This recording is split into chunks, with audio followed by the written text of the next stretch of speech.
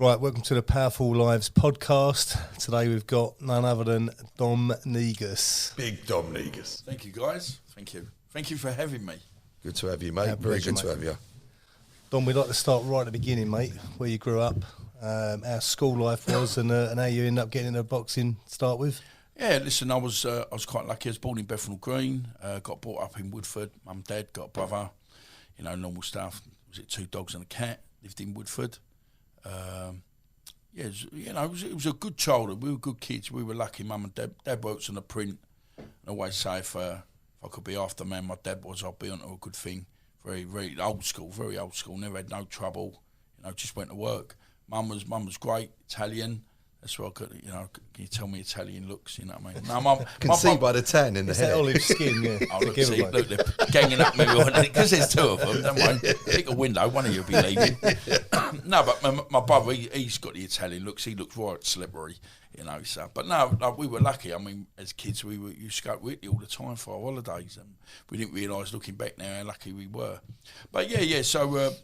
We had a good childhood, normal stuff, got, normal shit, got picked on at school, hated school. But people say where the boxing started. So I was doing, a friend of mine one day come up to me, a friend of mine called Jim. Don't really talk about this, it's just that he was doing door work, working for a company in Essex, doing all the nightclubs. And we started, I really got into doing door work before I started boxing, and a couple of things happened. And, I didn't box properly as a child, but we went to the gym, and I didn't like it. I was about 11 till getting punched in the nose. Now, the last thing I want to do, I want to go and play with Star Wars figures. I'm a bit of a Star Wars geek. Still to this day, I bet. Still to this day, you're playing with them. You behave yourself. Right. I always wanted to be Han Solo, but I've got more chance of looking like a ball Chewbacca, ain't I? You know what I mean? So, but yeah, I love Princess Leia. Though. She was always wanting to play with my lightsaber. But no. And so I was doing the door work, and a good pal, we're still friends today. I'm really lucky, some of my friends, you know what I mean? And it's like, Terry O'Neill was out in Australia now, and we'd be doing some stuff, and all of a sudden, we got into some altercations, and they're going, look, you're wasted, you should get down to the gym. And then all of a sudden, I started going back training, and I thought, I really loved it. Got right back into boxing, and then, I love it. It's like, listen, you could fight and you won't get your nicked, and you got a trophy out of it. And lucky, back in the day, you're lucky to get a sandwich and a bag of crisps. But nowadays, it's all different. I mean, I was quite lucky. I mean, for the few years I did box amateur, I turned pro at, I was 26, 96 I turned pro. But I boxed for England. I've got an England vest, I've got a London vest. I've got a Star Wars vest, but no.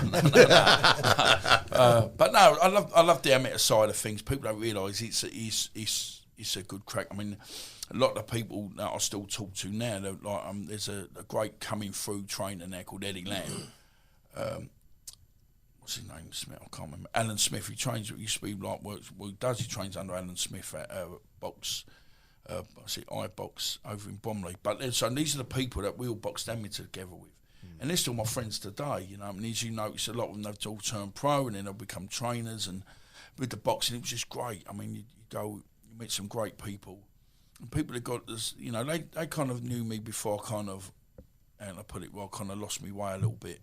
But then I was lucky, and I turned pro under Frank Maloney, or Kelly as she likes to be known now, which is great, no problem now, But I was lucky there. I won 2 Southern Area titles, won a WBU in a Continental title. Obviously, then boxed all the Harrisons.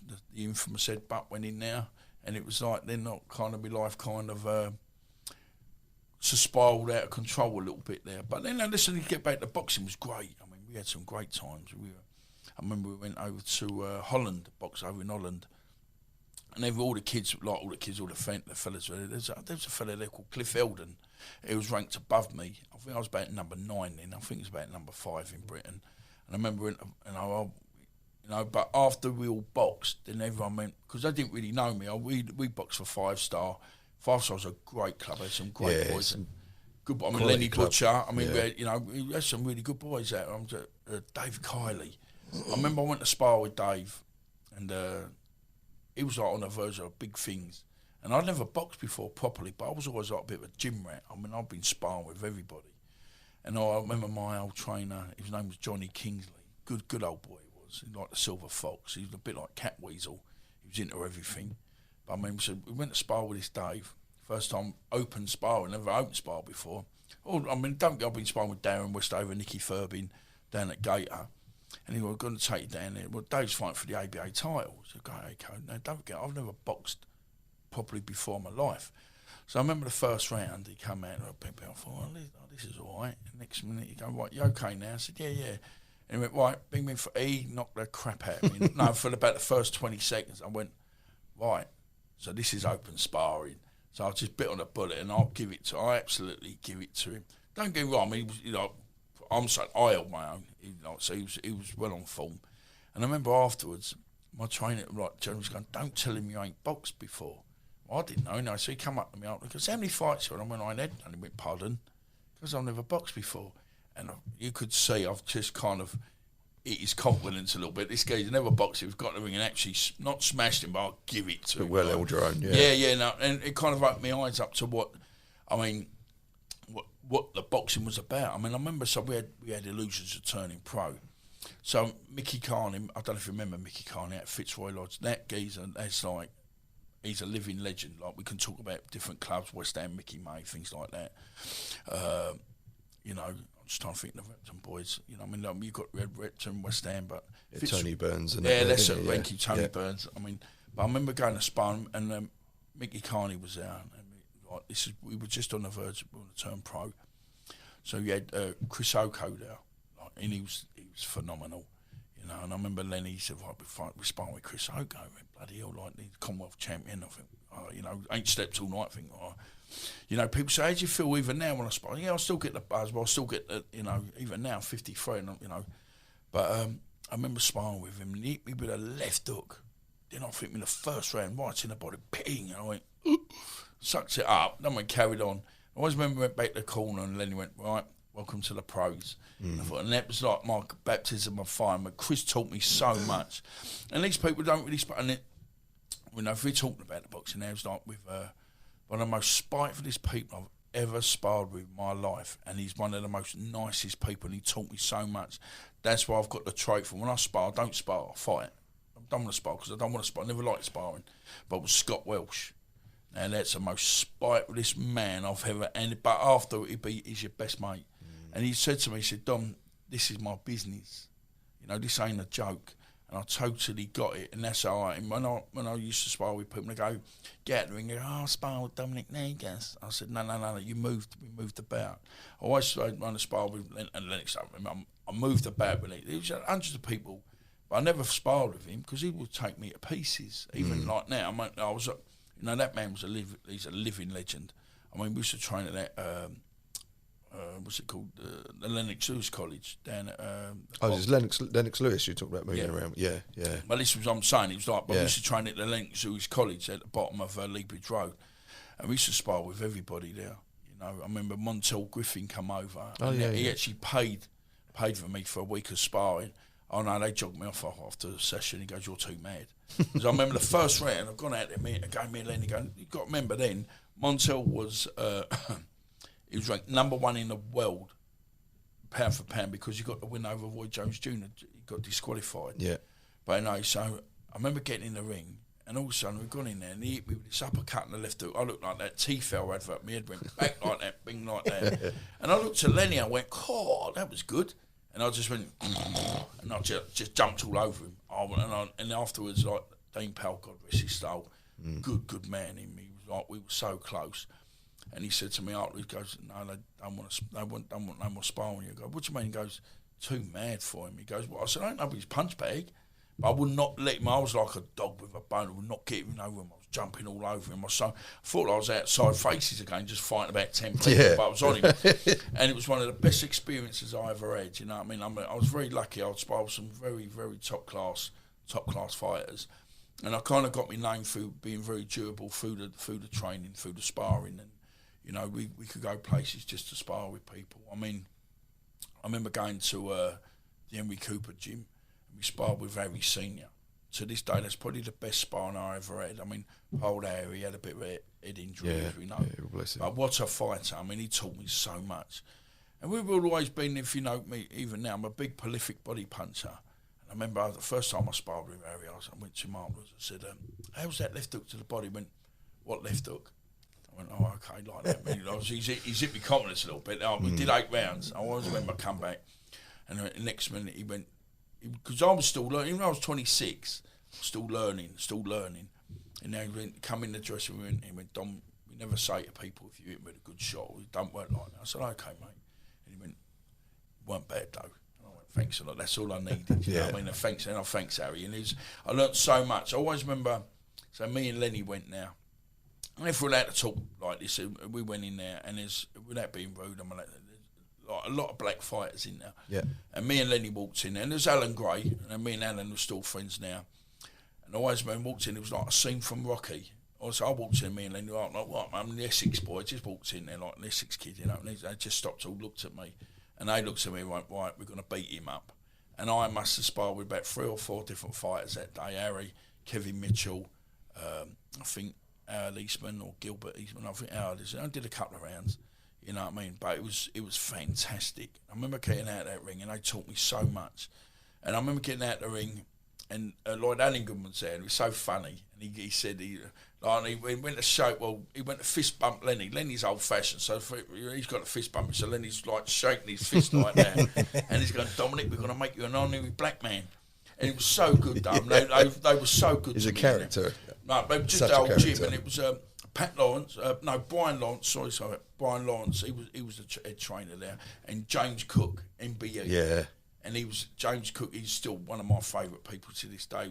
He taught, but you went to them gyms, and they didn't just teach you about boxing. They taught you about life skills, and it's amazing. I mean, everyone's got a story to tell. Everyone's gone through something or other. But I mean, I remember sparring with Kevin Kevin Mitchell, and they called him the Outlaw. And I lost my first fight. I lost to Bruce Scott. So they give us Kevin, and on paper it was supposed to be an easy fight.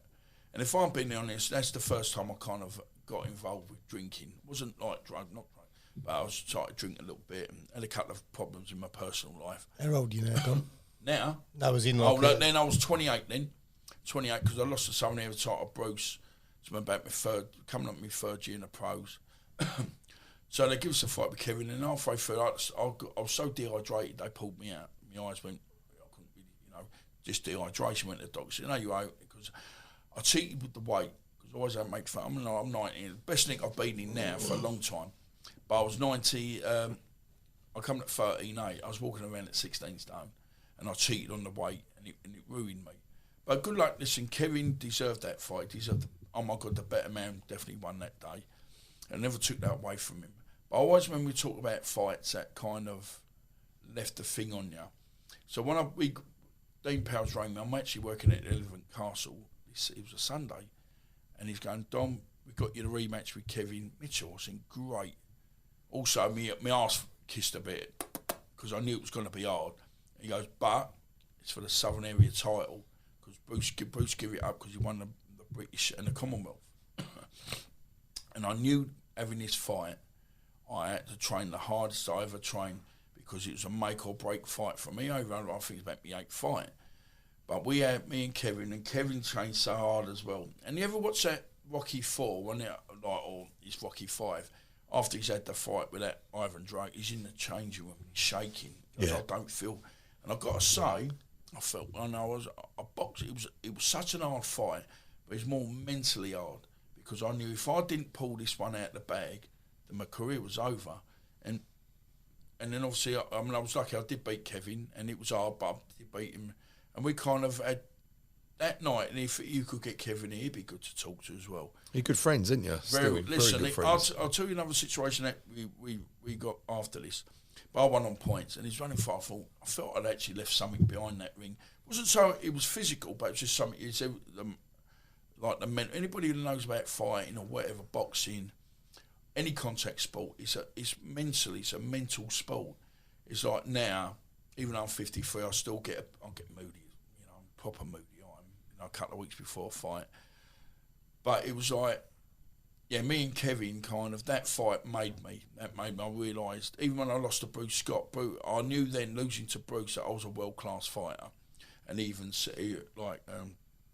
I think it was him, or I I can't remember, it was on when Gary Delaney won it. I think Bruce was one of the nicest things. He said, like, I hit Dom as hard as I could, and he just did this silly smile. And I would always laugh at him. Hit me hard, like, hit me harder. And it was mentality. That's why I can't even count to 4 now. But yeah, but not with Kevin. See, it was like me and Kevin.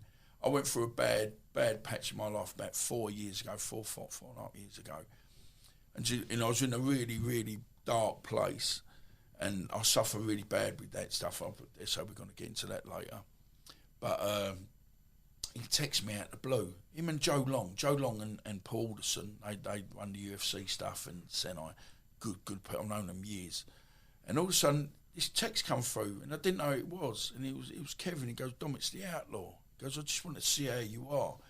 And I was so on the brink of doing something mad to myself. Just had a lot of stuff going on. I was on the edge. Things weren't going right. I was living on me. I've been living on my own for years. But, all of a sudden this text come out, and he kind of, and I say to Kevin, I said, don't realise you kind of saved my life. And even Joe was the same. Joe Long. He said, Don, what's the matter? I go, I just text. I said, mate, I've just had enough. Nothing was going right. And it was just, and all of a sudden, like, again, Kevin, and I always say this, but he doesn't realise it, he saved my life, and I'm forever grateful to him. And he will send me texts now once a week or once a week, and he always send about the kids. Like, he's got a couple of beautiful daughters, they're amazing. I mean, considering, I get it. I've got the most beautiful daughter in the world, and I've got an head like Robert's dog. So thank God she's got her mum's looks. And Kevin, I don't mean to be rude, mate. You ain't the best looking bloke. Anyway, yeah. So we're getting back to the, I suppose, the boxing side of things. Yeah, it's with Kevin. We had 3 fights in the end, me and him, but we don't really talk about the third one because I knocked him out and broke his leg.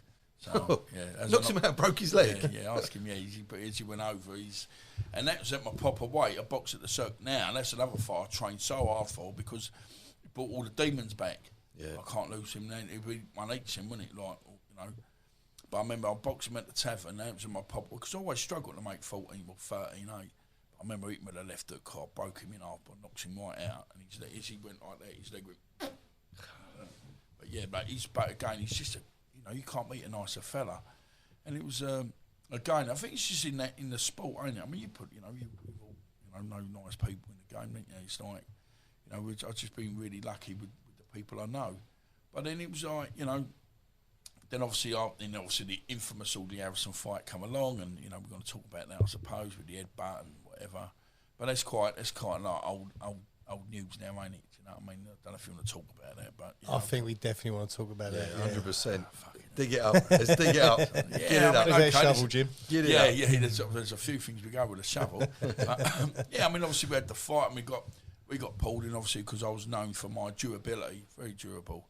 I remember supposed to fight him once before, and I come down with food poisoning, really bad it was. I've never had that before like that, and I'd have all the paperwork, so because all the fight was made, so they knew I wasn't trying to fanny it off.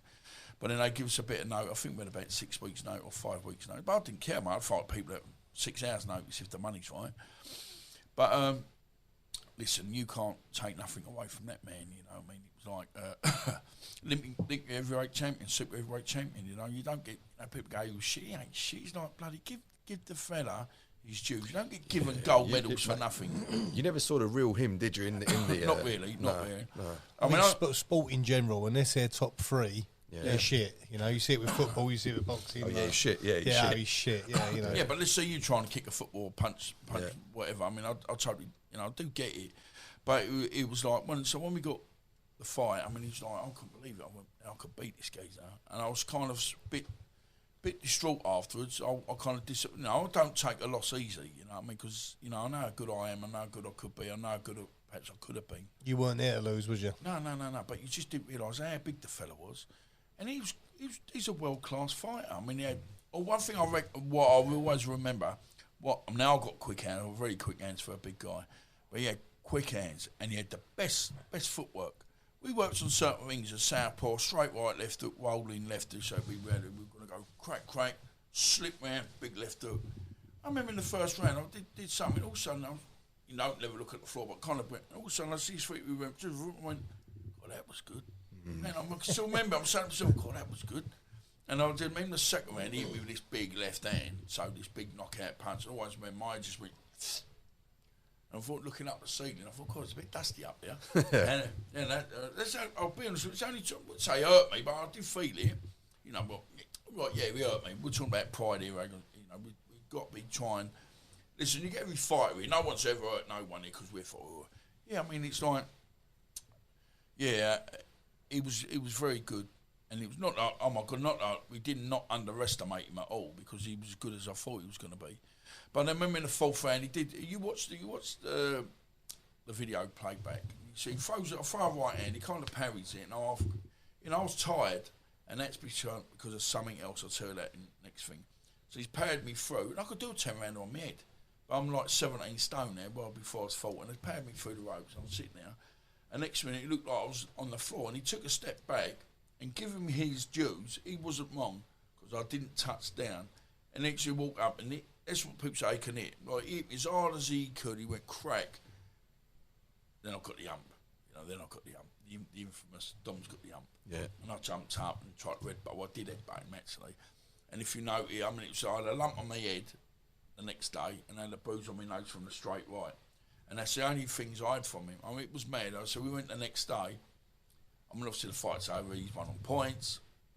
Bit upset after the fight because he went. I took my dad to see him after the fight, and Dad's gone now. But so we went in the old cronies like last of the summer wine from Claxon it was. So he's in his wheelchair.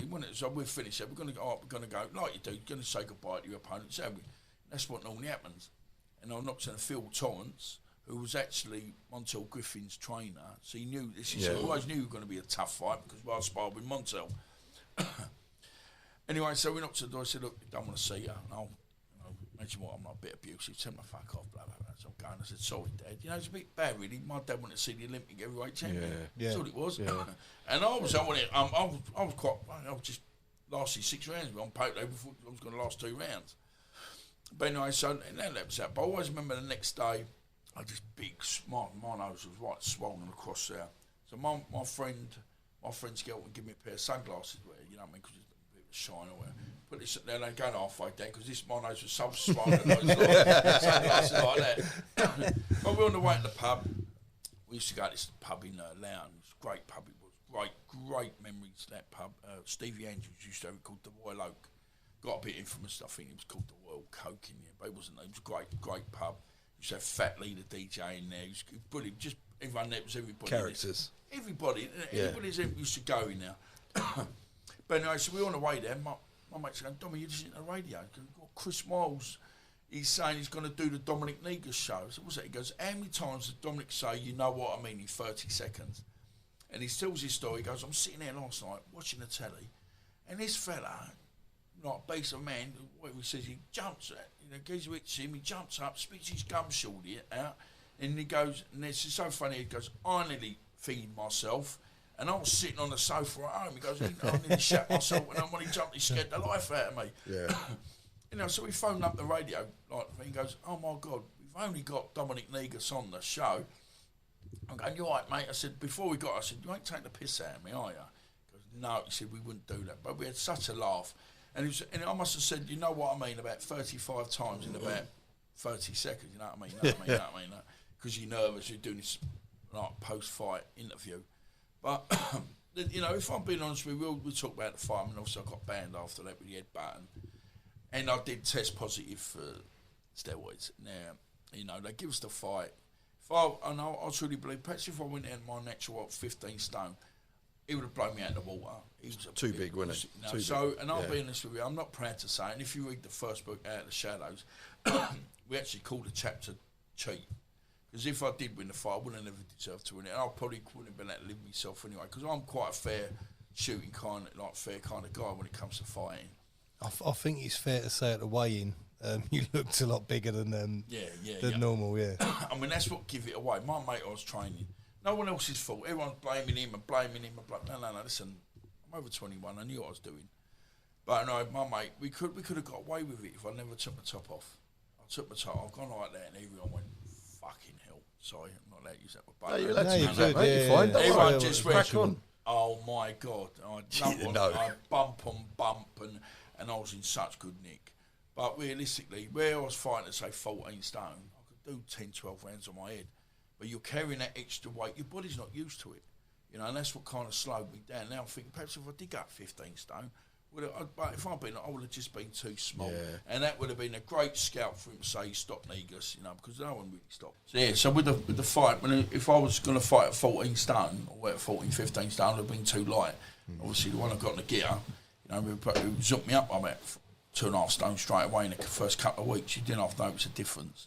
But yeah, that's what I was thinking. Perhaps you would have been better off not doing it and going in 15 stone.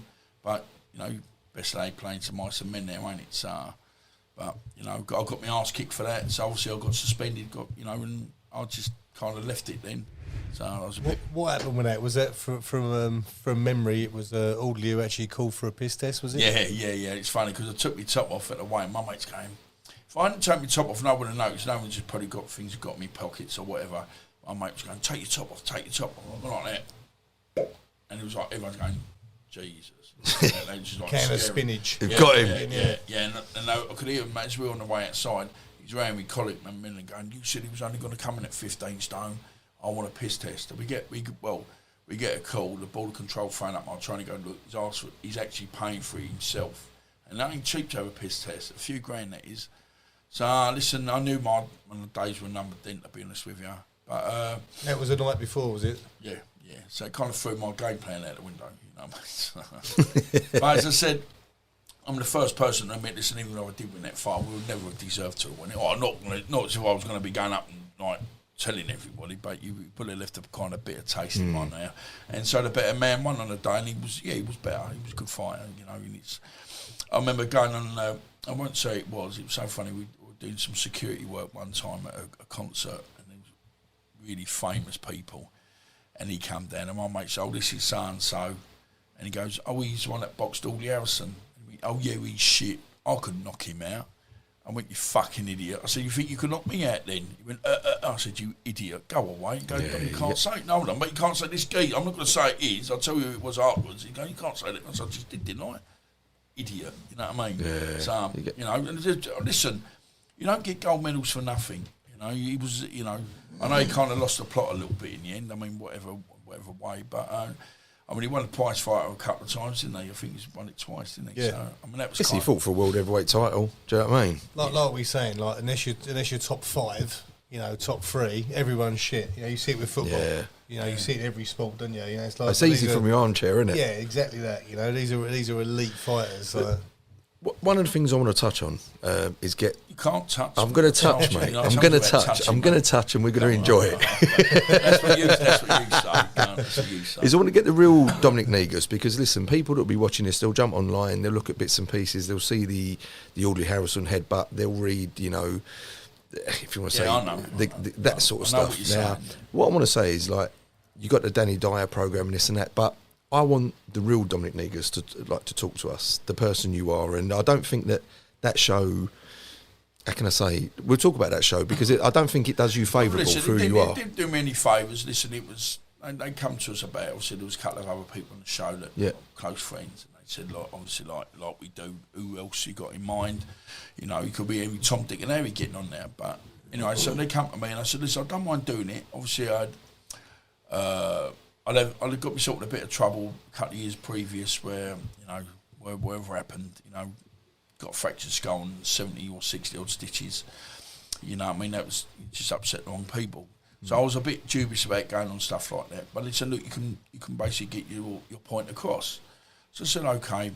So what happens is he's not like, Danny ain't with you all week. He'd turn up, they do the filming first, and then he'd come in for a day or so.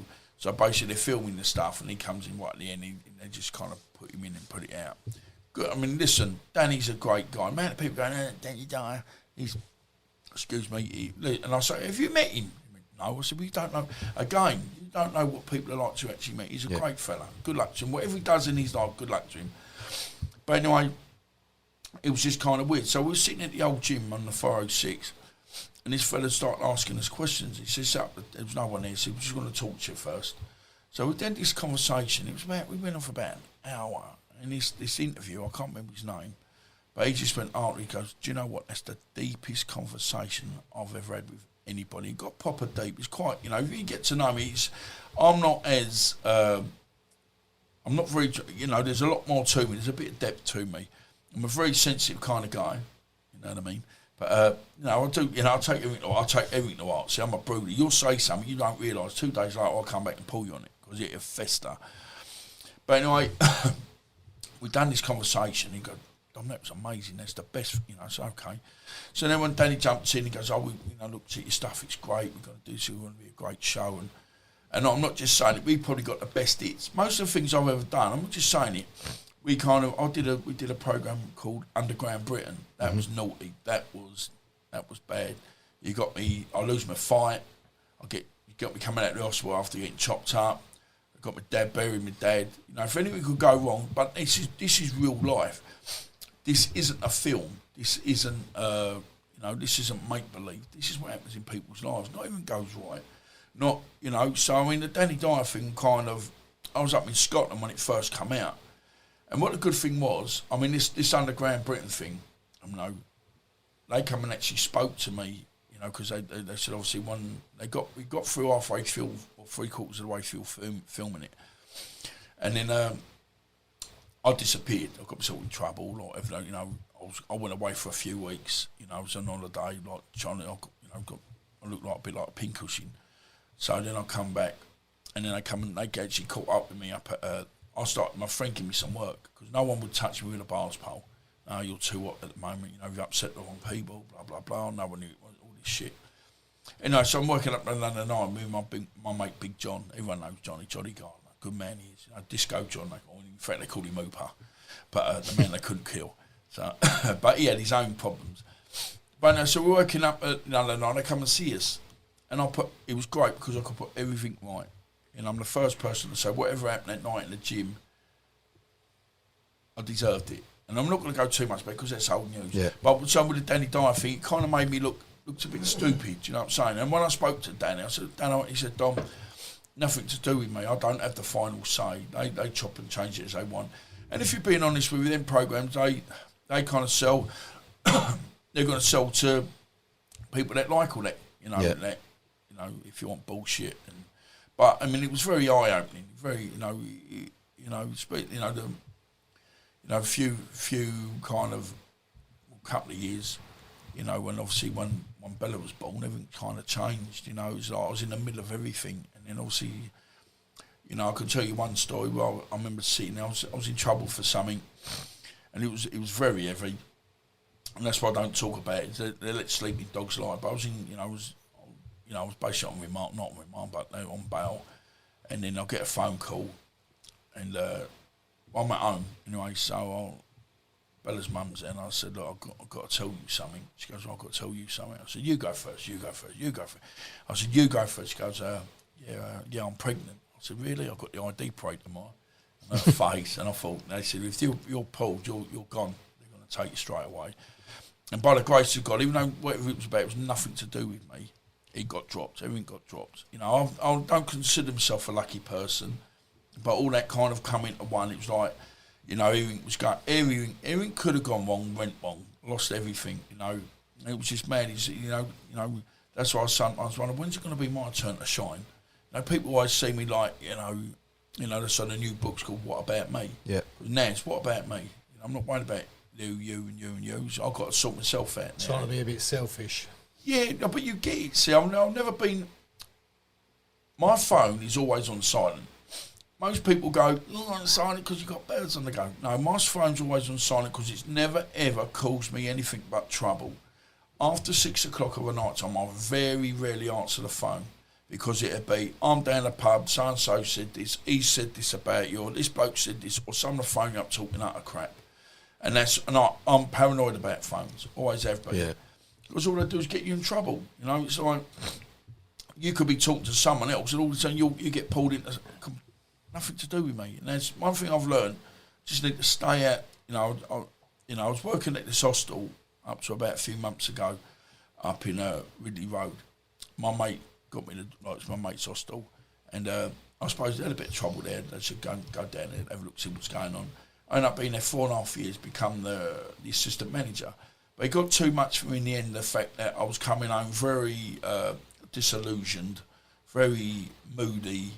And what's the thing, hang back with dogs, you get fleas. And that's what it was with me. I'm trying to help these people that won't even help themselves. But then I think this could be my kind of avenue now where I can sit and actually talk to people. And one of my favourite sayings I've got now is that I haven't got the answers, but between all of us, we must be able to come up with some solutions. Because that's all we're looking for, ain't we? You know, and the bottom line is I sound so corny, that we all just want to be loved, don't we? You know, it's true. Loved, and you want to, my biggest thing, you want to be happy. I mean, I couldn't tell you the last time I was truly happy. You know, things have changed immensely for me, you know, since I split up with Bella's mum. I'm with a great girl called Jo now.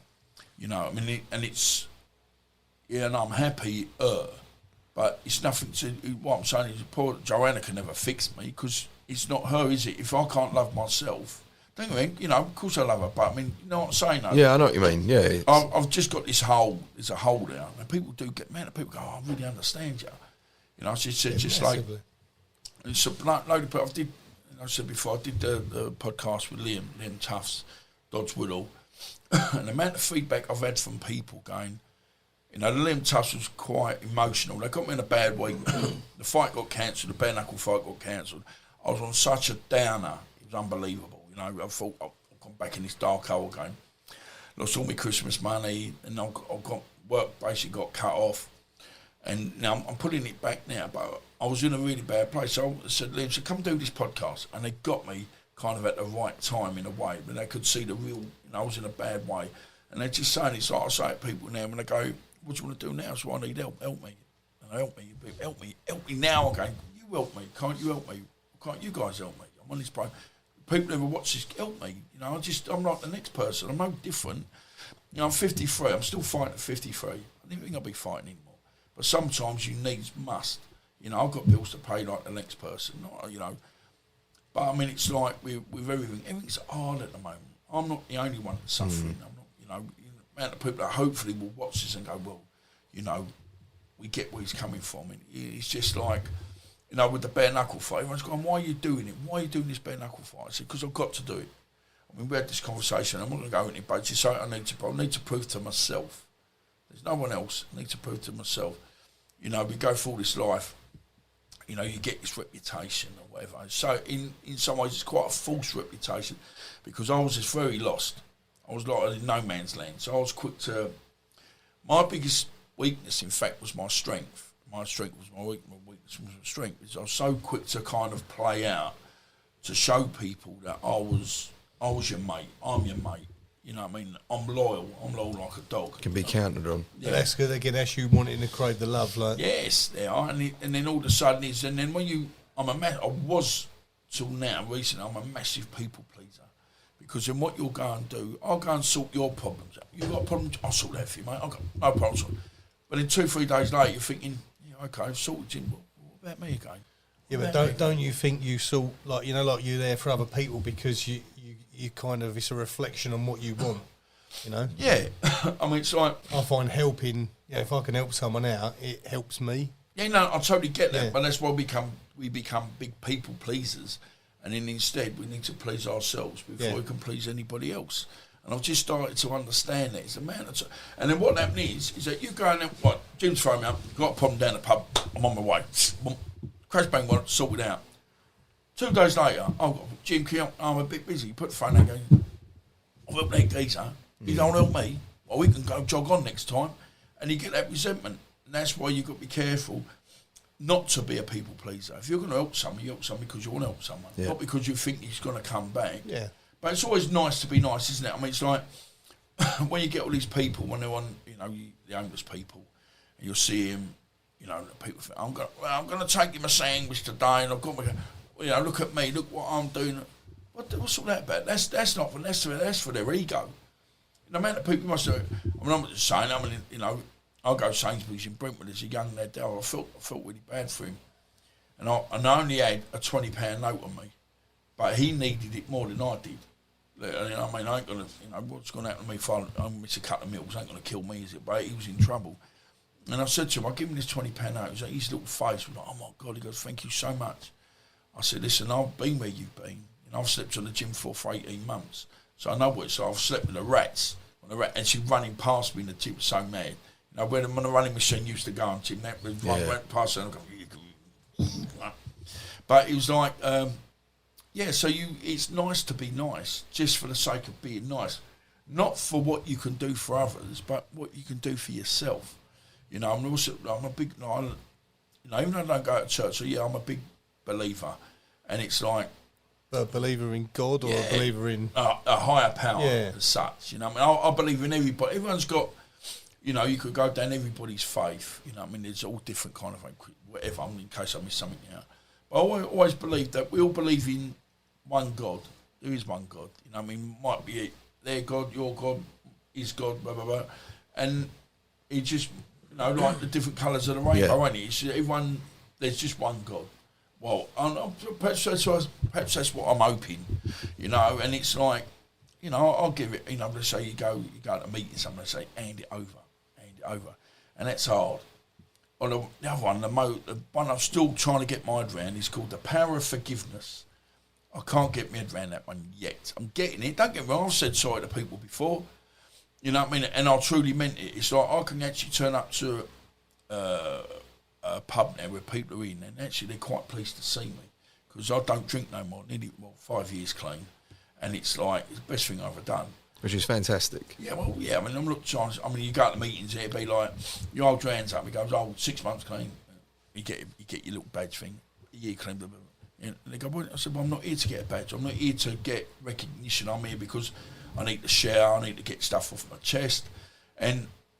No amount of people, it's such a shame that you said earlier about the phone call to your friends is what we need. Is we had a friend of mine. I met a cool guy. I'm not going to say which name. His name, his name's Danny. I met him at a meeting, and there's another pal turned up. I've not seen him in ages. I went, bloody hell, where are you, mate? We used to hang about. Me and my pals used to go, a bit younger than me. Oh, it's good to see you. He goes, Dom, nice to see you got your life. What a different character you are now. You go down the pub, we see you, think, oh, hold on, Dom's there. If he has a drink, he gets a bit shifty, and I understand it now. It's a bit proper moody so-and-so. And I'll be a proper growler. And I wasn't a growler, I was a growler with a bite, I just wanted, But anyway, so we see this friend, it was great to see him. And then, anyway, so a few months ago, actually, quite well. And my mate Danny rang me. Well, in fact, he put a picture of him in this fellow on Facebook. And I went, bloody hell, mate. I said, I was like, oh, look at you, look like Perry. He goes, didn't you? Do you know what's happened to so-and-so? I went, what are you on about? He goes, he talked to himself yesterday. So I went, he talked to himself. I went, what do you mean? I said, we only see him the other week.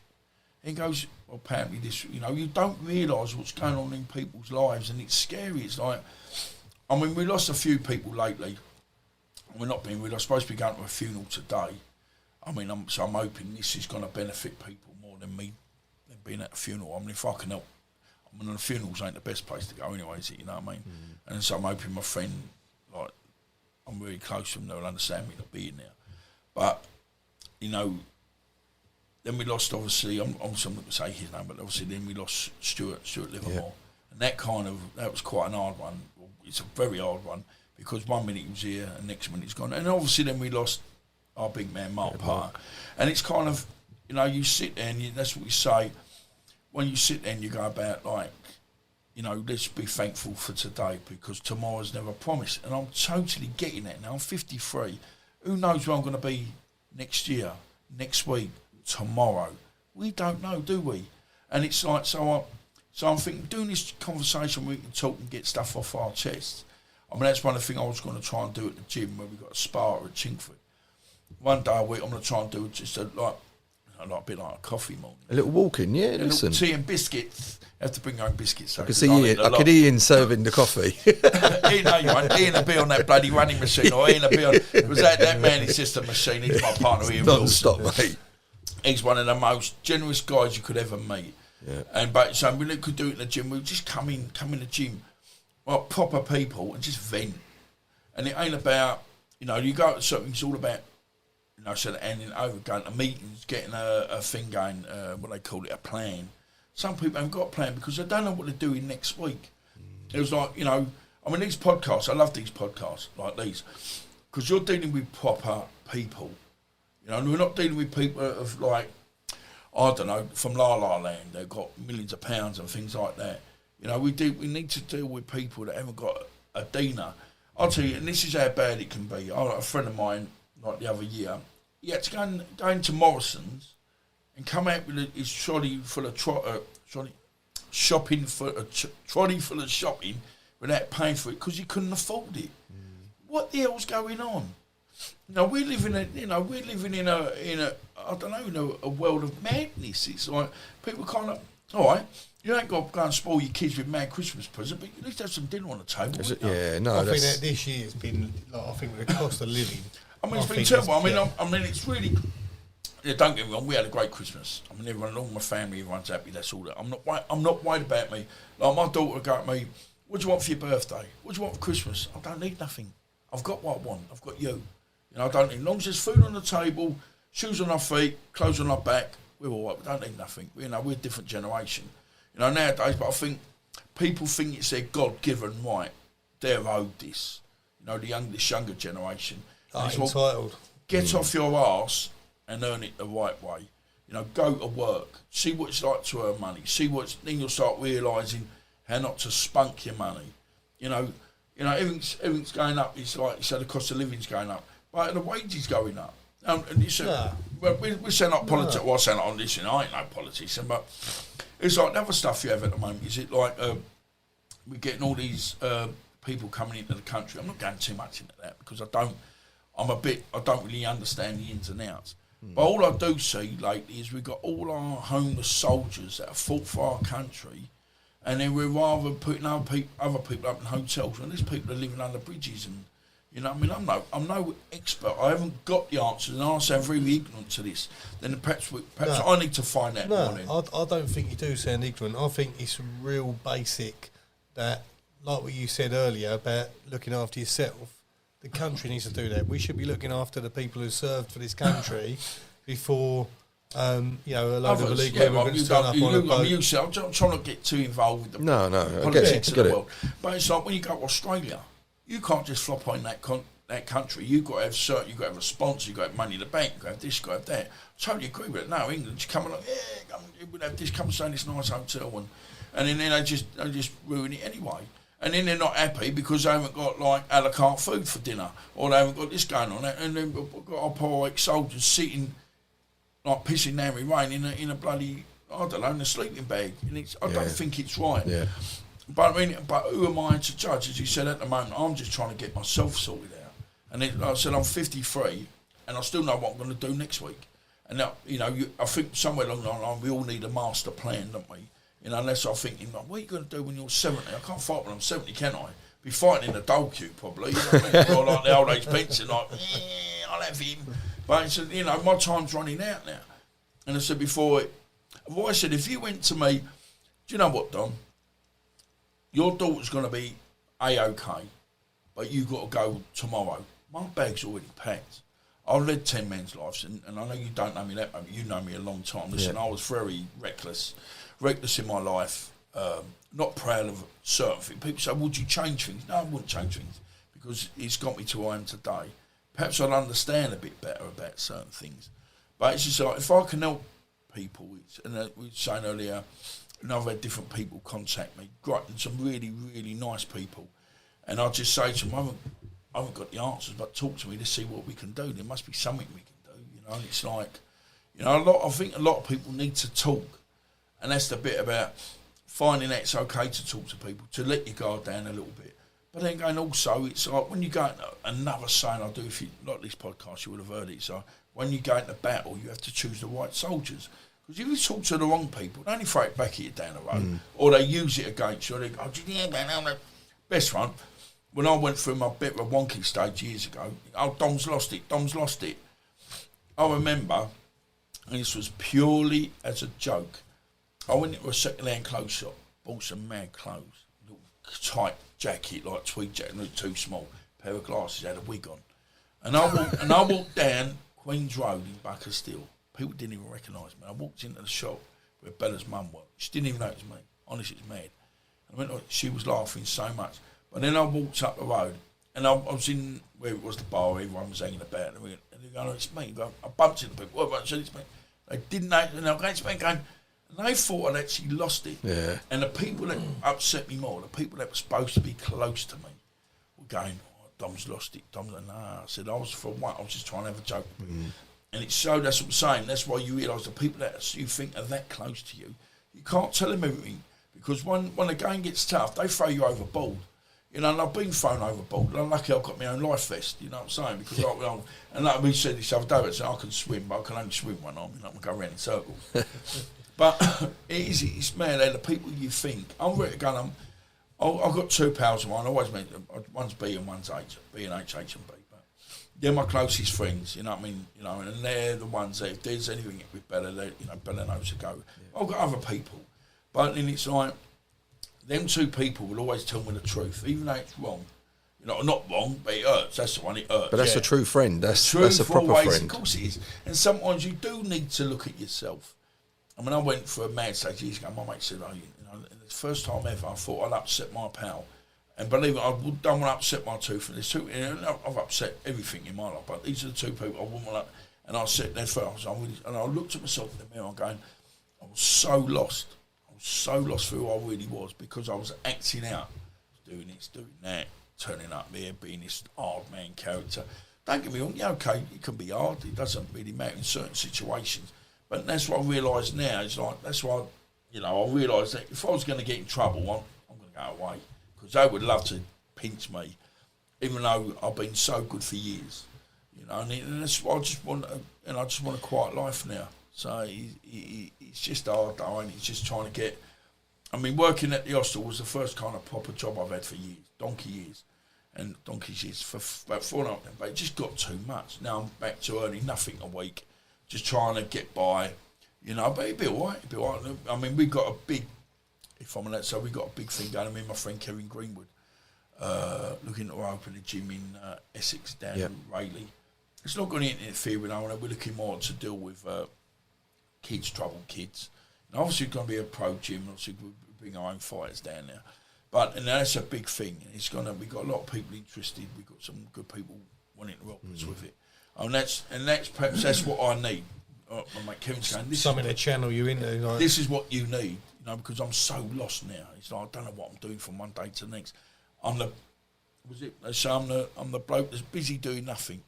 I'm into this, into that. I'm hustling every day. Trying to put this together, that together. Obviously, I'm training every day. I've got my fight in February, then I've got a fight in March, and I've got the bare knuckle in May. I can't do this for much more longer. I've got enough battle scars. So, but it is what it is, isn't it? See, it's interesting. You said about 5-10 minutes ago. You said about people needing plans. Yeah, you just said there you ain't actually got your own plan. But again, it's so easy to help everybody else out. And I'm the one, another one I always say, I'm like that duck, the swan or something, like the swan. Oh, sexy. Very swan, sexy. The swan. You see me, he's all gracious, but underneath his little legs are going like, that's me every day. Yeah. I wake up 2 o'clock, and I'm not the best, I've got this sleep apnea. I can go to sleep at 8 o'clock, wake up at 10 o'clock, won't sleep now until 4 o'clock, I've got to be up at 5, so it's ruined.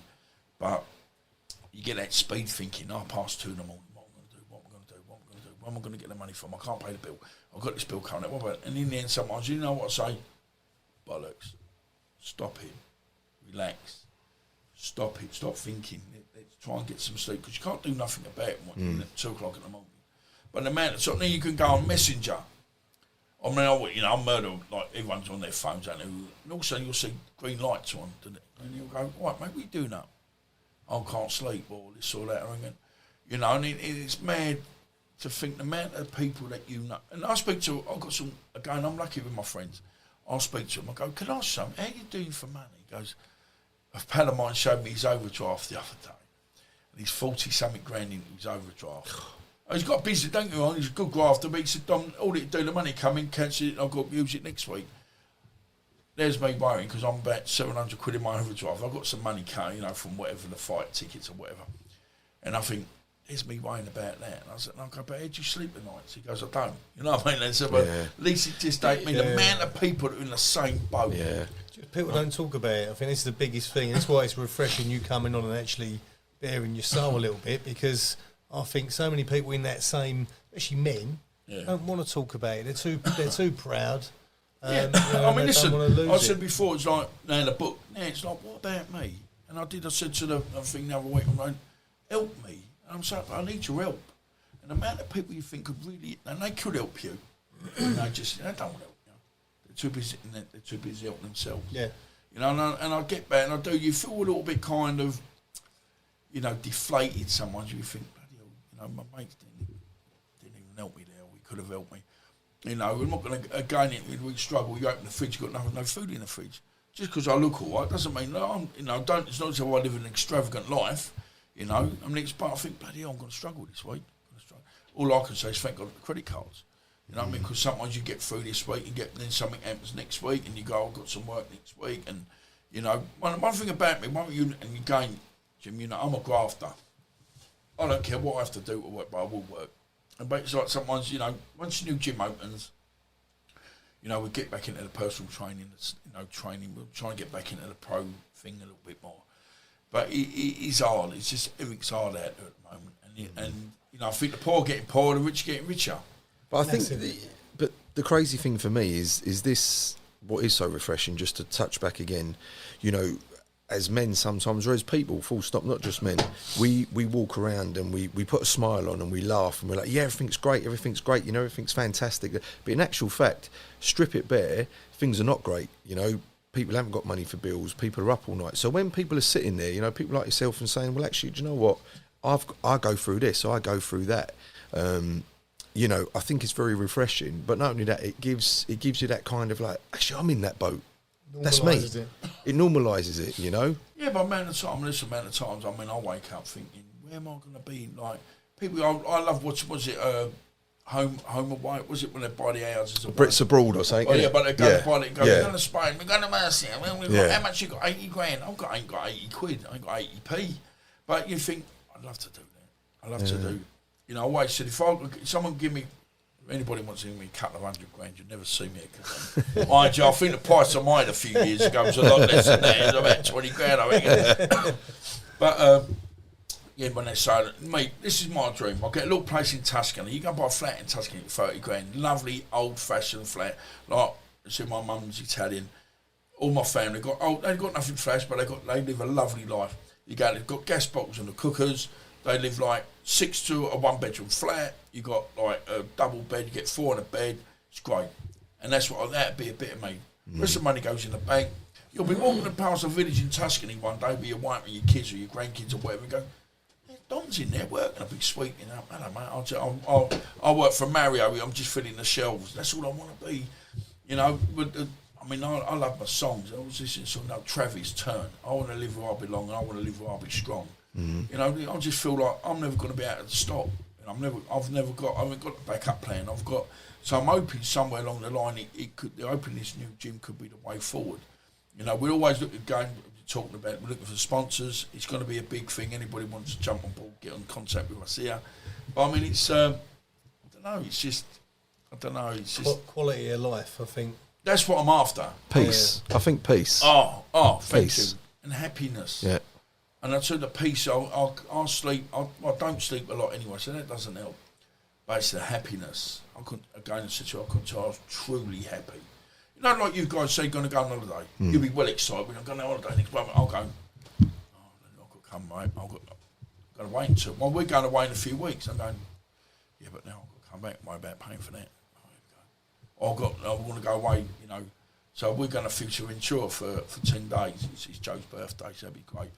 Then I'm going to take Bella away to Whitney, you know, because I don't spend a lot of time with her now. Only for a few days, long weekend. How old's Bella now? She's nearly 20. She's the best thing. I've got a 19-year-old as well. Yeah. His face will always he'll always light up. No matter what you talk about, he'll always light up when he talks about Bella. She's dummy now. Yeah, no. But we're all dads. We all get it. She phoned me today, and it was so nice. It was just like, Dad, you're all right. I said, you know, can we go for dinner Friday? She said, yeah, we go get cheeky Nando's. this fight diet thing so I can have chicken. Let's book the flights up for it. Then I know we're going. You know, we get my credit card. It's not her problem. My financial thing's not her problem because we'll always get by. One thing I was always told was, and I can't stop banging on the table. Sorry, was the champ always comes through in the end. We might not be able to give it to today. Give me a week or so, I'll get it for you. But just, you know, I have to pull back on the favours sometimes, you see. So, but I'm very lucky with certain things. But she just makes everything all right. She gives me that determination. You know, she makes me want to do the right thing. Where before, I'm sure she'd come along, I was so reckless about everything. Didn't care. I wasn't supposed to be here this long. Before I was be dead by now, I was going to be in prison. And that was the synopsis of the whole thing. The nothing to lose attitude. It was. Now, if you knew me back then, I was so reckless. People go, I don't know how you got away with that. Yeah. I don't know how you got out of that situation away unscathed. Don't get me wrong. I've got my own. I've got my own battle scars. Don't worry about it. I wouldn't say I've got to be careful of going back fighting and losing battles and stuff. But I didn't lose many battles. But it was, some of the fight I did win still didn't come out of it unscathed. I've got enough holes in me to do a dot to dot. You know what I mean? The crazy thing is for me though, Dom, like I said, I have known you a long time, right? And I've heard you mention before. I've heard you say on your videos or your podcast or what. I've heard you saying about leaving a legacy for Bella. Okay, yeah. I've always heard you say leaving a legacy for Bella. Now, my personal opinion, the Dom that's here now, I think he's already leaving a legacy. Reason being, it's not about the fighting. It's the fact that you are finding your way in life. Secondly, you seem a lot more peaceful. You know, you do seem a lot more peaceful. And I know you've got things going on, but you do seem peaceful. And I think, do you know what? That's the Dom that I know Bella would love. I love. Everyone else loves. The fact that you are, how can I say, we're all slotting into places in life. You know, in the little place in Tuscany and you just sweeping up for Mario. That I can see that. Do you know what I mean? I can see that, and I can see that kind of evolution from, the boxer to the guy that, how can I say, was the Neanderthal. The Neanderthal. But then the same person, very briefly, I will say the same person. And when my dad died, I was on Prozac. I was all over the shop. I was everywhere. Walked into a boxing gym, Chinkford, Spa. I was having an exhibition. You was the first person I met. And single-handedly kind of picked me up with his terrible fucking jokes. They were terrible jokes, but they ain't got much better. They were terrible, mate. But gave me a reason. I've still got them ones. I still use them ones. But gave me a reason in the morning to kind of get up and have a bit of a laugh. When I felt shit, I came into the gym. I'd done a bit of training, had a laugh, and you pick people up, mate, when they're at their lowest. Yeah, well, I don't know. It's nice that you say that. I mean, it's like you come into the gym in Sparta. As soon as you walk in, you're getting it. Don't care, who you are. Red being rude, black, yellow, white, whatever. Yeah. You're getting it. Yeah. There ain't no boundaries in our gym, but we're all the same, and we all end up laughing. And it was like the other week. I was on the bike. I had my headphones on, and everyone was like, there was I don't know. Ian was there, my mate Dave. I think there was Andre. He killed Andre, Lance, Josh. I don't know. And I just sat with his headphones like listening on the bike. And everyone was laughing. And I was thinking, how good is this place? Yeah. How good? I mean, it's like everyone calls it their church. Everyone's got stuff going on. Everybody. I'm no different to you. No one lives a perfect life. People have got big money. They have big problems. I've got no money. And I can't say I've got no problem. I've got more. And I've got lots of problems. Yeah. But everyone's got their own problems. So it doesn't matter where you come. I mean, anyway, I wouldn't have a problem if I won the lottery. I suppose I better buy a ticket first. I don't want to spend my money. I don't want to waste my money. But it's like, I've never won nothing. But I mean, it's like, you never know. Perhaps that's the thing. Perhaps I'll do one this week and I'll win. You'll win it, mate. 14 quid or something. So, buy myself one trainer. But no. But then again, I'll still mess it up. And I can win 14 quid. I go and give 13 quid away. So, because if my life or if my goal was money, I'd be a millionaire. I'm very driven with certain things. I'm an addict. It was like, again, I'm very addictive. If I'm onto something, I'm onto something. I said before, it could be drink, could be drugs, could be this, could be that, could be boxing or whatever. It's all or nothing. It's on or off, yeah. And it's funny, I ain't got to say, but I was with one of my good friends, and we were talking. we're just talking about an addict. Go, you're an addict. Yeah, I am an addict. Oh, no, I'm not heroin, I'm not cocaine, but I'm an addict in life. I've got a very addictive personality.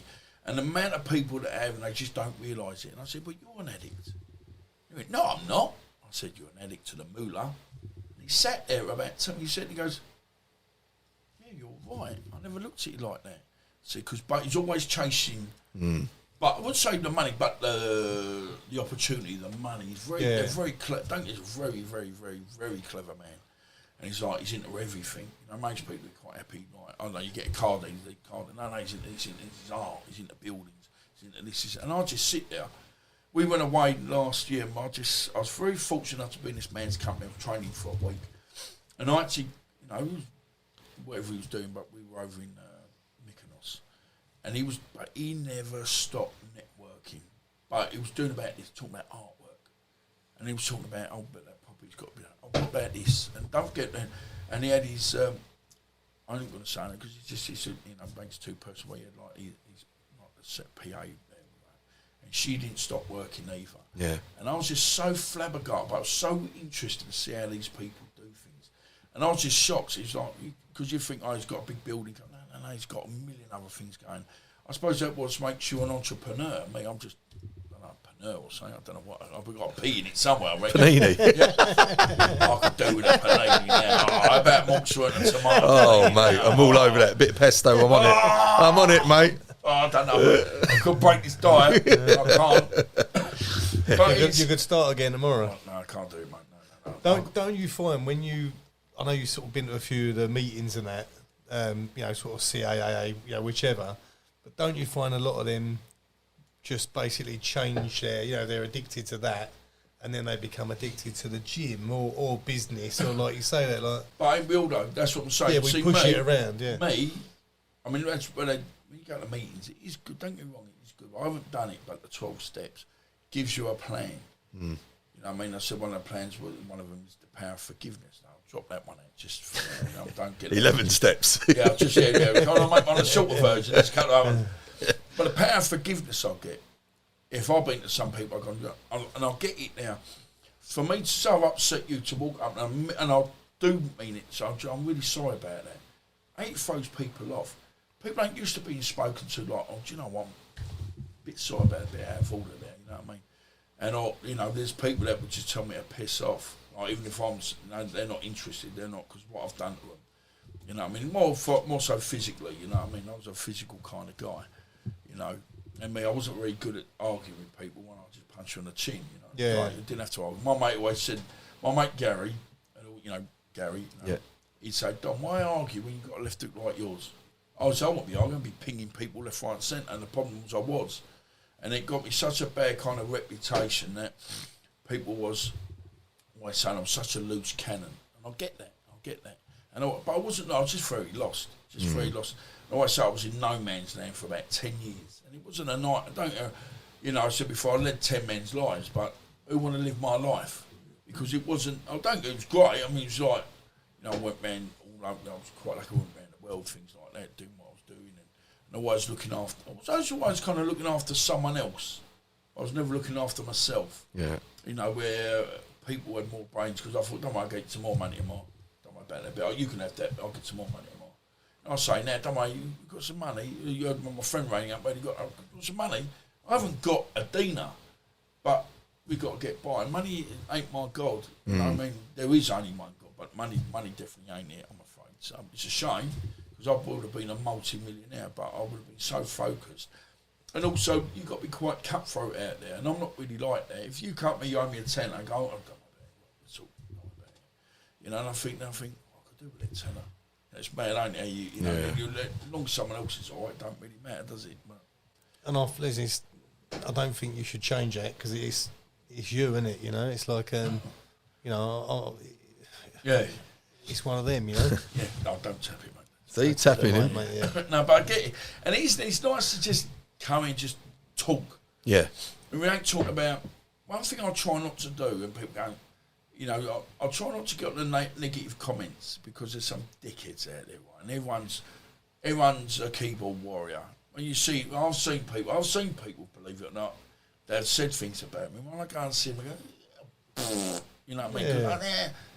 But it ain't like that, because listen, you've got something. So I would respect you more if you went, Dom, I think you're a bit of an arsehole. And I would have gone, oh, you were a bully. I got called a bully, and I had to sit there and go, do you know what? You were right, you know.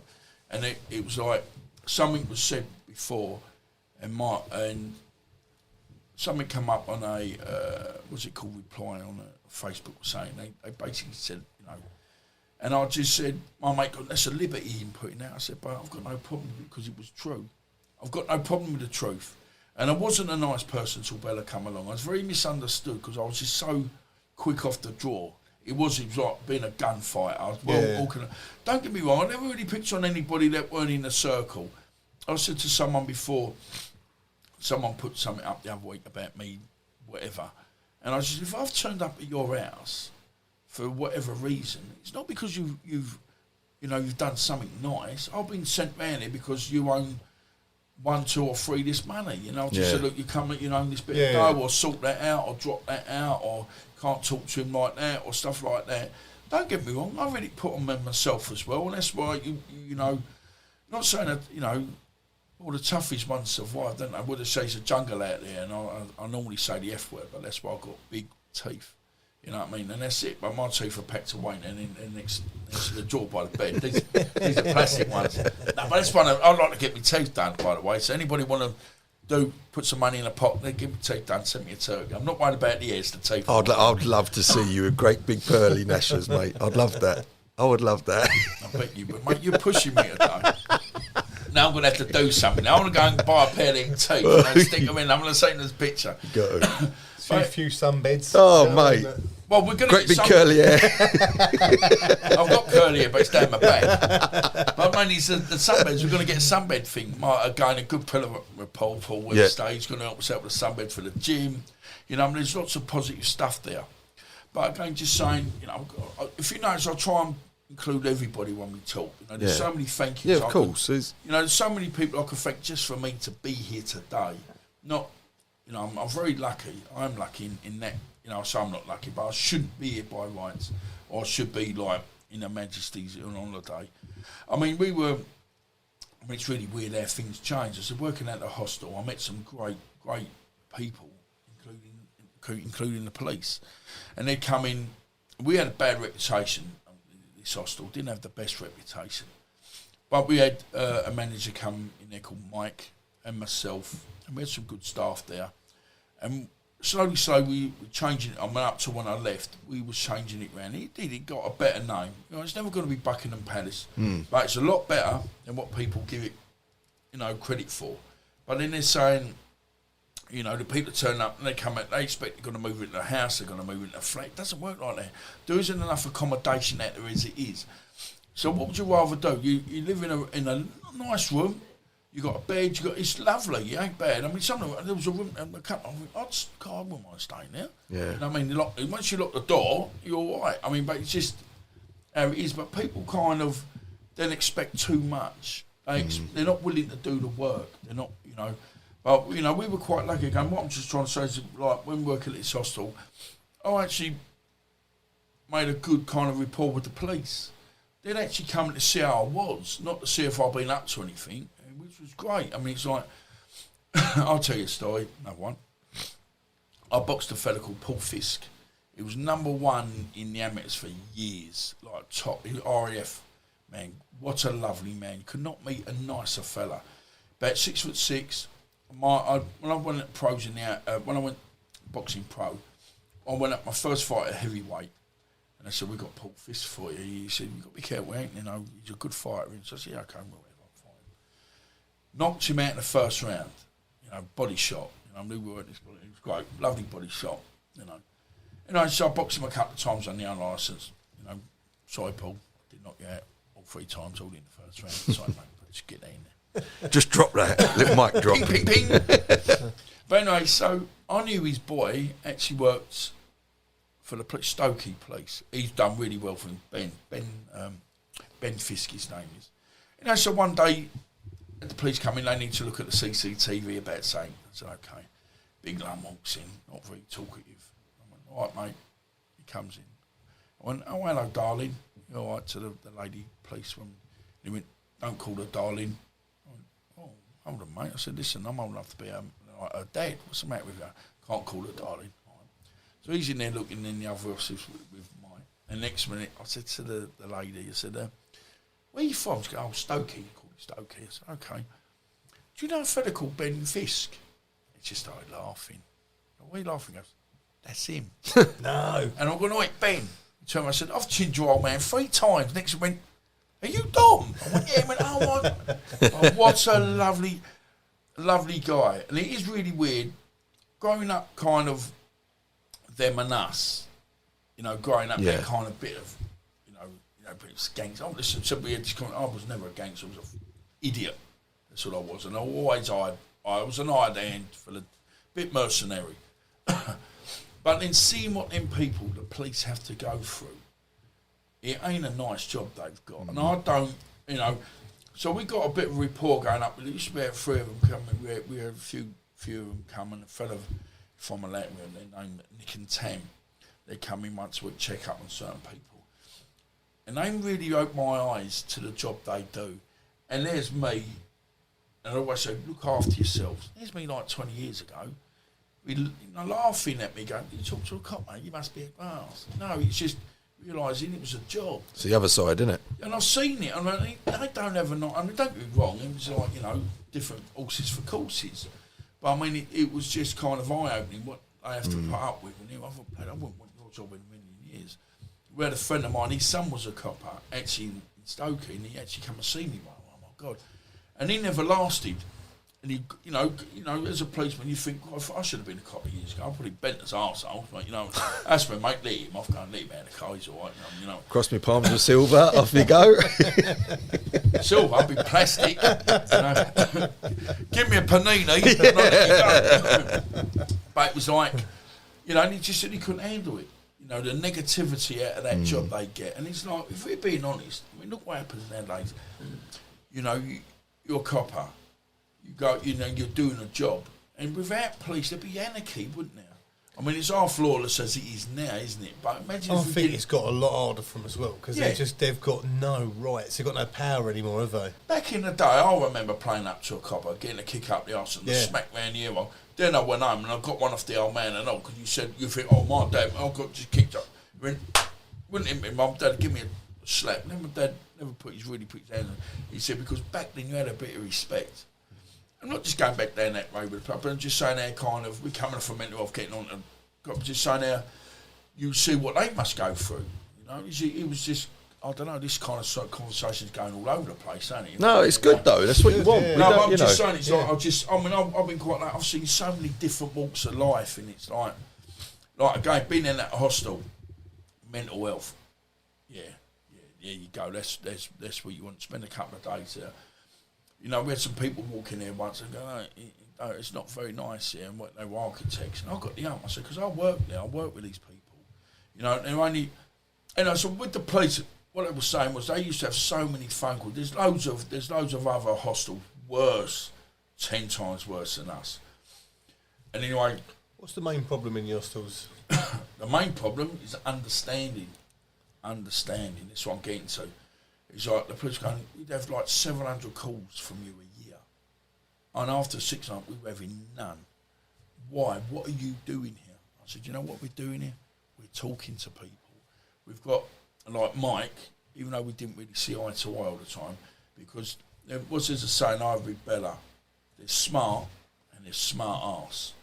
I don't like smart arse. And I'm not the cleverest of people there, but I'm the straightest person you'll ever deal with. So sometimes in life, with certain managers, it doesn't hurt to be wrong. So, but this fellow would always be right about everything. What he thought he was right. And if he was, well, he's the manager, you've got to do what you're told. But no, that's that, no. But the amount of people we had in there, and they go, what are you doing differently here now? I said, we're talking to people. And people, we're helping with their paperwork. They've got to meet. We actually had a room there. The council could use it. Like they come in, they have to do once a week. They need to talk to 2 or 3 people to go in there, so they have their own room. They might have to even have interpreters turn up. I mean, it was a good job like that, but it just got too negative and it brought me down. I mean, it was a great place. It wasn't nothing to do with anybody else. Just you take on a lot, I mean, but that's why I kind of think perhaps that could be my niche. Not being a counsellor, I don't think I'm. No, I think, listen, like a bit of a life coach, I think so. But I'd like to think I could do something like layman's terms. I'm not going to sit there and tell you posh words about this and that. I'm going to throw is it profanity? Let's get some big words today, boy. It's done well there, mate. Swear words. You know what I mean? Is it thesaurus? Is there something there? You carry on, mate. I see where your hands go, mate. You need bigger hands than that. But no, but it's just, I'd like to think I could. I'd like to think I could help people. Only if I can just talk to them and go, look, we've got a problem here. And I think the biggest problem we all have is actually looking at ourselves and realising it's not everybody else, it's us. Man, at times you go, yeah. I said, but you need to slow down. Why have you got to be like, and they're shouting, and then, don't get wrong, you got physical a couple of times. Nothing even worth talking about, you know what I mean? For 4.5 years, I think, wouldn't even like to say, probably a couple of times I've never actually physically hit anyone. You know what I mean? Didn't have to, you don't have to, because people are so misunderstood, and there were some great people. I mean, some people just lost. The fella there, his kids were living in Southend. So one day, I love it when they come back. See, and I was really, I said, you seen your kids? Talk about my kids? Yeah, it was great, And then it was like, one day I said to the fella, you seen your kids this week? He goes, no, I can't afford it. So what do you mean? He goes, well, it cost me, I need a tenner or something, like 20 quid to get Southend. I went, oh, okay, all right. So I went to Mike, I said, look, Mike, I know we're not allowed to do this, because you're not allowed to give money, because it's against the thing. But I'm a man, I've got my kids. So I said, I told him I did it anyway, so I knocked at his door. I said, look, it's 30 quid. 20 quid for your thing, and there's 10 quid for ice cream. 10 quid, I don't think you're going to get much of an ice cream for 10. Mine got the flake, and everyone probably looking at me going, you tight git, you know what I mean? But that's mine, that's all I had. Yeah. And he was so happy, this fella. He was just so happy. And we had some really good stories there where people actually come back, they got a flat, they were happy, they actually met someone, and they were just going, they'd come back in, and they're going, if it wasn't for you, we wouldn't be here. I mean, but I said, all I try and do is treat people the way I want to be treated. And for me to work at that was a very big eye-opener for me, and I'm very grateful for it. But in the end, it was just too, I had to get out because it was just too much. Yeah, I can imagine it would. You're dealing with people that are all walks of life, good, bad. I've got to be honest, the ones that come out of prison, they were the great ones. Because I'll just say, play the game, you'll be out of here in a few months. Just tick the boxes. You've got to do what you're told, you know what I mean? It's like, again, I'm very grateful. But then sometimes you just got too much. Yeah. I think what you said there about sort of life coaching and that, I've never been to a life coach, but I know a few, and none of them are overeducated. Most of them are sort of old East End, because they're relatable. And I think, if you're going to go to anyone, to sort of spill your problems, you want to be able to relate to them, rather than sort of someone looking down their glasses. And that's what we used to have there. We'd have people come, they're social workers. They'd done a course for a year in college, and they're 20 years old, and they'd turn up and they'd be like, they could deal with these people, and the people didn't want to deal with them. Reading out a textbook, they've got no life experience. And that's the biggest thing. I had one fella there years when I first went there, he's going, you don't know what it's like to be homeless. I said, don't I? You don't know what it's like to have a drink, don't I? Mate, you've ticked all the boxes I've done. That's why I'm here now. I'm trying to help you. But if you can't help yourself, you just think it's everybody else's fault. That's what I'm saying. We all got to hold our hands up sometimes and be counted for and go, do you know what? That's why I'm really enjoying today, is because we're not here condoning my kind of old lifestyle, my violent lifestyle, being like Rat Man, this person, being Rat Man. This isn't what it's all about now. This is me trying to say to people, do you know what? It's okay not to be okay. This is, my life changed 20 years ago when my daughter came along. Don't get me wrong, you back me in a call, I'm coming out the way, I'm coming like whatever, you hold on to your hat, because I need one, this Italian don't go backwards, but I'm going forwards and I'm in fifth gear. But all I do now is I don't put myself in them places. Being an old gladiator, as they say, when you go, people, places, things.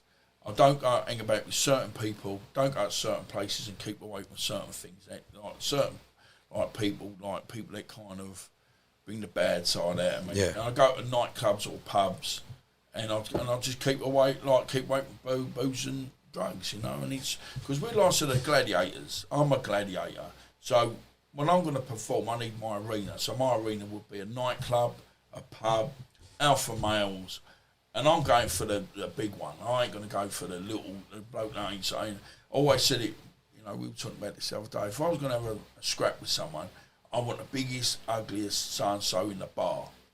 And do you know why that is? Because I don't want to get knocked out by the little one that don't say nothing. Yeah. I've seen some people have fun. I mean, I've been lucky enough. I work with some great security guys. Don't call them doormen, security people. You know, and it ain't always the biggest ones that got the biggest bite. You know, I've seen some little fellas go to work and I'm going, yeah, I like that. I was impressed there. Yeah. You know, but the biggest thing that going become a full circle again, doing that job wasn't about how tough you are. It's about how you talk to how you talk to you talk your way out, don't you? Yeah, I mean, listen, who wants, I mean, again, all the years I was doing security work since 1990, that's 33 years. And I probably had about 20 fights altogether. You know what I mean? You know, I can tell you some mad. I remember working NWA come over, London Arena. That was 1990 or 91, I think. You know what I mean? They were it was great. I mean, you ever seen was it Straight Outta Compton? Yeah. Brilliant film. And look at them guys. They had it hard. You know, I know they were very militant, but that was when they come over, and we had our hands full that night. But then it's probably one of the best gigs I've ever done. I've been very lucky with certain things I've done. I mean, talking about gigs now, I remember doing V Festival, and that was when Idris Elba being there say, who would you have play you in a film? I always say, I'd love it. Imagine Idris Elba, complete spin on it, ain't it? You know, we'd probably end up being Tom Hardy if you don't get too old. You know, but and he's got to get himself in better shape if he wants to pay me. And get a bit more better looking, eh? Yeah, I don't really know. Everyone likes an ugly boy. But we went to the V Festival, and that's when Idris was hitting the DJ. Because people don't realise what great DJs. And he come out, and I think it was a blue tent, how long ago it was, but we had the blue section, so this was the group of guys I was working with. And he comes out and does his, I don't know, there's always some song on the loop, everyone. And he come out and he goes, I'm Idris Elba, better known as Luther. And the whole place went mental. And I was quite in awe of the fella, mate. You know, we had back and he's walking past, and I shook your hand, and he was just a nice guy. Yeah. And now I'm thinking, I just Elba. I mean, that was pretty cool. That was. So getting on to cool things was like when I was out in Saudi with working with whatever. But and he had everyone there.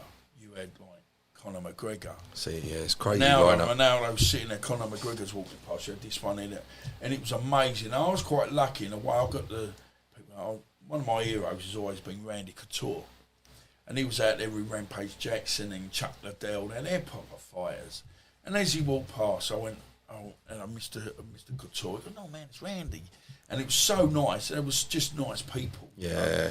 And it was, who else? Shannon Briggs was there. I mean, like, he was great. Riddick Bowe. It was out there. I'm sure it was Larry Owens. It was great. There was a whole lot. I remember seeing the lineup. Fury and what's his name? Ngannou. Yeah, that was it, yeah. Oh Christ! Yeah, but they had literally everyone. Yeah, it was phenomenal. Every fighter on the planet was there, wasn't they? And we had, you know, like Duran, Sugar Ray Leonard. Obviously, Mike was at Tyson. I'm not Tom Cochran, Mike, don't know that well, but it was just amazing. It was just to be involved, even though we're doing security. You know, you walk past people walking past tonight. Yeah. Well, what do you think about Saudi and what they've done with boxing? Yeah, I mean, listen, they got the money. They got money to pull it off. I think that's going to be the way forward. I mean, also, and I totally try not to totally get the aspect that they don't want YouTubers. I totally get that because I'm all for people earning money from fighting. I know I've earned nothing out, but it's paid my bills and got me through the shit. But these people are earning 4 or 5 million a show. Good luck to them. But what he's then doing is making these kind of misfit fighters think they can actually fight. That makes them very dangerous people to themselves. You know what I mean? And they'll end up getting hurt because it only stick to what they do. Very mediocre, very novice-y stuff.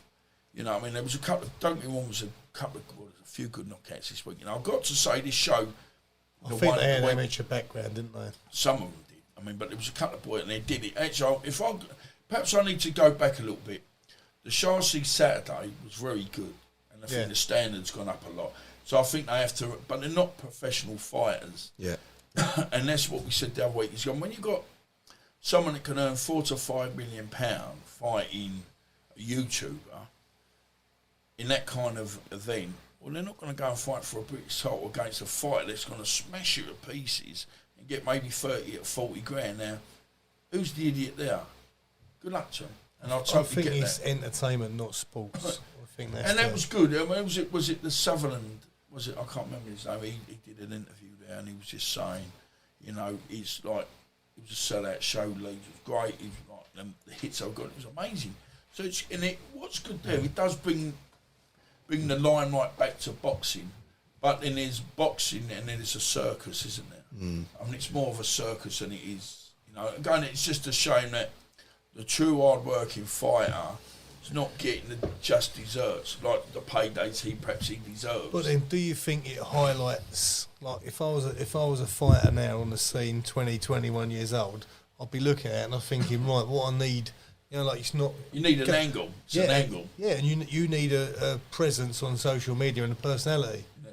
You know, there's some of the best fighters go nowhere because they don't sell tickets. So, I mean, I've been very lucky. I've seen some tremendous fighters that you think... I mean, there's some of the fighters you will never ever get to see because they don't sell a ticket. Literally, yeah. And I mean, it's like, I know it's a completely different thing. I mean, you got like Philadelphia. You've got fighters in them gyms that are better than any world champion. But they need a break like the next person. They can't sell. Yeah, sell a ticket or they can't get a contract or this or that. I mean, them gyms out in America, there's fighters out there, they just train because they want to fight. And they don't even fight, they just want to spar. Yeah. You know, but and you come over to England and they're doing these shows, which are great. But in Saudi, what I liked about their attitude was we don't want YouTubers here. We just want the creme de la creme, or the good fighters. I mean, this thing we got with Frank and Eddie, is it 5 against 5? Yeah. I think that's great. Yeah. I think now they're getting the right way. It's the big fights that we want. Yeah. We want these fights. You know, no one wants the YouTube. We want the big fights. I think the money's not been there. Not that the money's not been there. I think there's an element of greed from the fighters as well. But what Saudi's going to do is give us them big fights because they can't turn the money down. I mean, obviously we've got coming up. Obviously we've got Fury and Usyk. That's been waiting for a long time to come through. And obviously we've got AJ fighting. What's his name? Ngannou. You know, and there's some good. And then we've got what's his name? Well, there you go. What we're saying there about the YouTube stuff. Now we've got Ngannou. I know it's not YouTube, but like we've got crossover boxing. But how can then you tell me? How come after one fight he lost, he's ranked in the top? It's crazy. And you've got crazy. People that really need that, deserve that shot, you know. And it's all to do with money, and it's a shame. I mean, but it's like money walks, bullshit talks, isn't it? So, that's right. And the Saudis love Ngannou. Yeah, you know, like Turk Al Sheikh, he's a big fan of Ngannou, which is why he's been paid. And but again, good luck to him. Good luck to him. I'm not saying anything, but it's just a shame the hard-working fighters, the blue collar workers, a fighter. Nothing. Yeah. You get people, and I see everyone jumps on the bandwagon. It's a very short career, isn't it? Very short career. Unless you're like me, 30 years, and I'm still going. I've still got about another 10 years left in my life. I have to fight because that's all I can do. You know what I mean? And I'm not earning fortune. I'm just enough to pay the bills. You're telling me I have to fight to pay the fucking bills. And that's how it is. You know, I mean, I'm not in for an electric bill come, I've got to fight. So when are your dates, Dom? Because you were saying you've got a couple of boxing events and a I've got February the 15th at Trent Park. Boxing. I think it's March the 23rd. I think it's a Saturday. Boxing. Billericay Football Club, that's for TW1. Yeah. And I've got the bare knuckle at the O2, and that's May the 4th. And you've also got a couple of books out. What's the name of your books as well?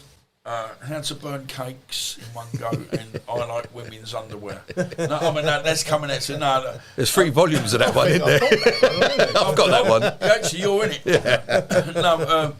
I've got 3 out. And one's called Out the Shadows, but the book's out now. One's called Into the Light, and the new one is What About Me. You can get them, and if you go on the webpage, it's dominic-negus.co.uk. I mean, it's great. I mean, there's a lot of great stories in.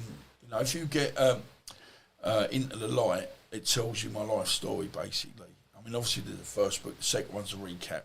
And the third book's all about different stories from different people that I've met. Some good, great stories, not just saying, obviously, Ricky Hatton's in there, Ricky Grover's done the Forge. There's a lot of famous people, infamous people, people that you don't even know, people that you will know. And it just tells you all different aspects of my life. And basically, I messed it all up. And I'm still here to tell the story. You're doing all right, Dom. You're doing all right, mate. Yeah, I'd actually, I feel like I'd love to go back and just bridge the gap between the drugs test and being banned, and obviously leading up to. Someone said to me last, and again, I will say B, my friend B, when I got the ban, he's going, right, let's go to Cardiff, let's hang it out, let's hold your hands up. And I was so militant. I was saying, everyone can go, yeah. That's what I should have done. Because I would have, when I did the Liam Tuts thing, I was on course to win the world title, marry the girl, have the kids, have the house, have the dog, blah, blah, blah. And I fucked it up. No one else. I did. And so after I sit there and I can't be no straight. I did it. No one else. I was so militant. I thought I knew better. And my mate goes to me all the time, goes, yeah, who's that fella? I said, yeah, piss off. He goes, who's that fella that was going to take you, willing to take you? And I went, oh, go away. But he was right. And I hate to say it, because I don't hate to say it, but he was right. I should have gone there, held my hands up and go, do you know what? I've been a silly boy. I fucked up. I was already on a 6 month through it anyway. I know another 6 months, got a year ban. Yeah. And I still, when I got my trainer's licence, still had to pay the fine after 15, 16 years. So I wasn't getting away with it. They said, look, we can't have nothing to do with you until you pay this fine. So I went up north, done my trainer's licence, passed, and even if I'm allowed to say his name, Les Potts, his name was great instructor of that day. He goes, we need people like you in the sport. See, when I trained all my fighters, I was adamant, you must be double clean, because you're to do with me, they're going to look at you and think, hold on, because I got tested. Here we go, yeah. Yeah. So I will make sure, and I realise, and I say to the boy, you don't need to do it. Do as I tell you, and you're going to be fine. And I say, now if you, I'm not going to go too much in that, we kind of just split, and I just had enough and walked away from it. Now I've come back. All my life's been boxing from day dot, really. But then I said to him, do as I tell you, because if you do something wrong, you can blame me. But if you do it your way, which they did do, then you only got yourself to blame. A couple of things mucked up, and a couple of things did get their arses smacked with a couple of things, but they still never had the kind of integrity. You go, do you know what? I did that.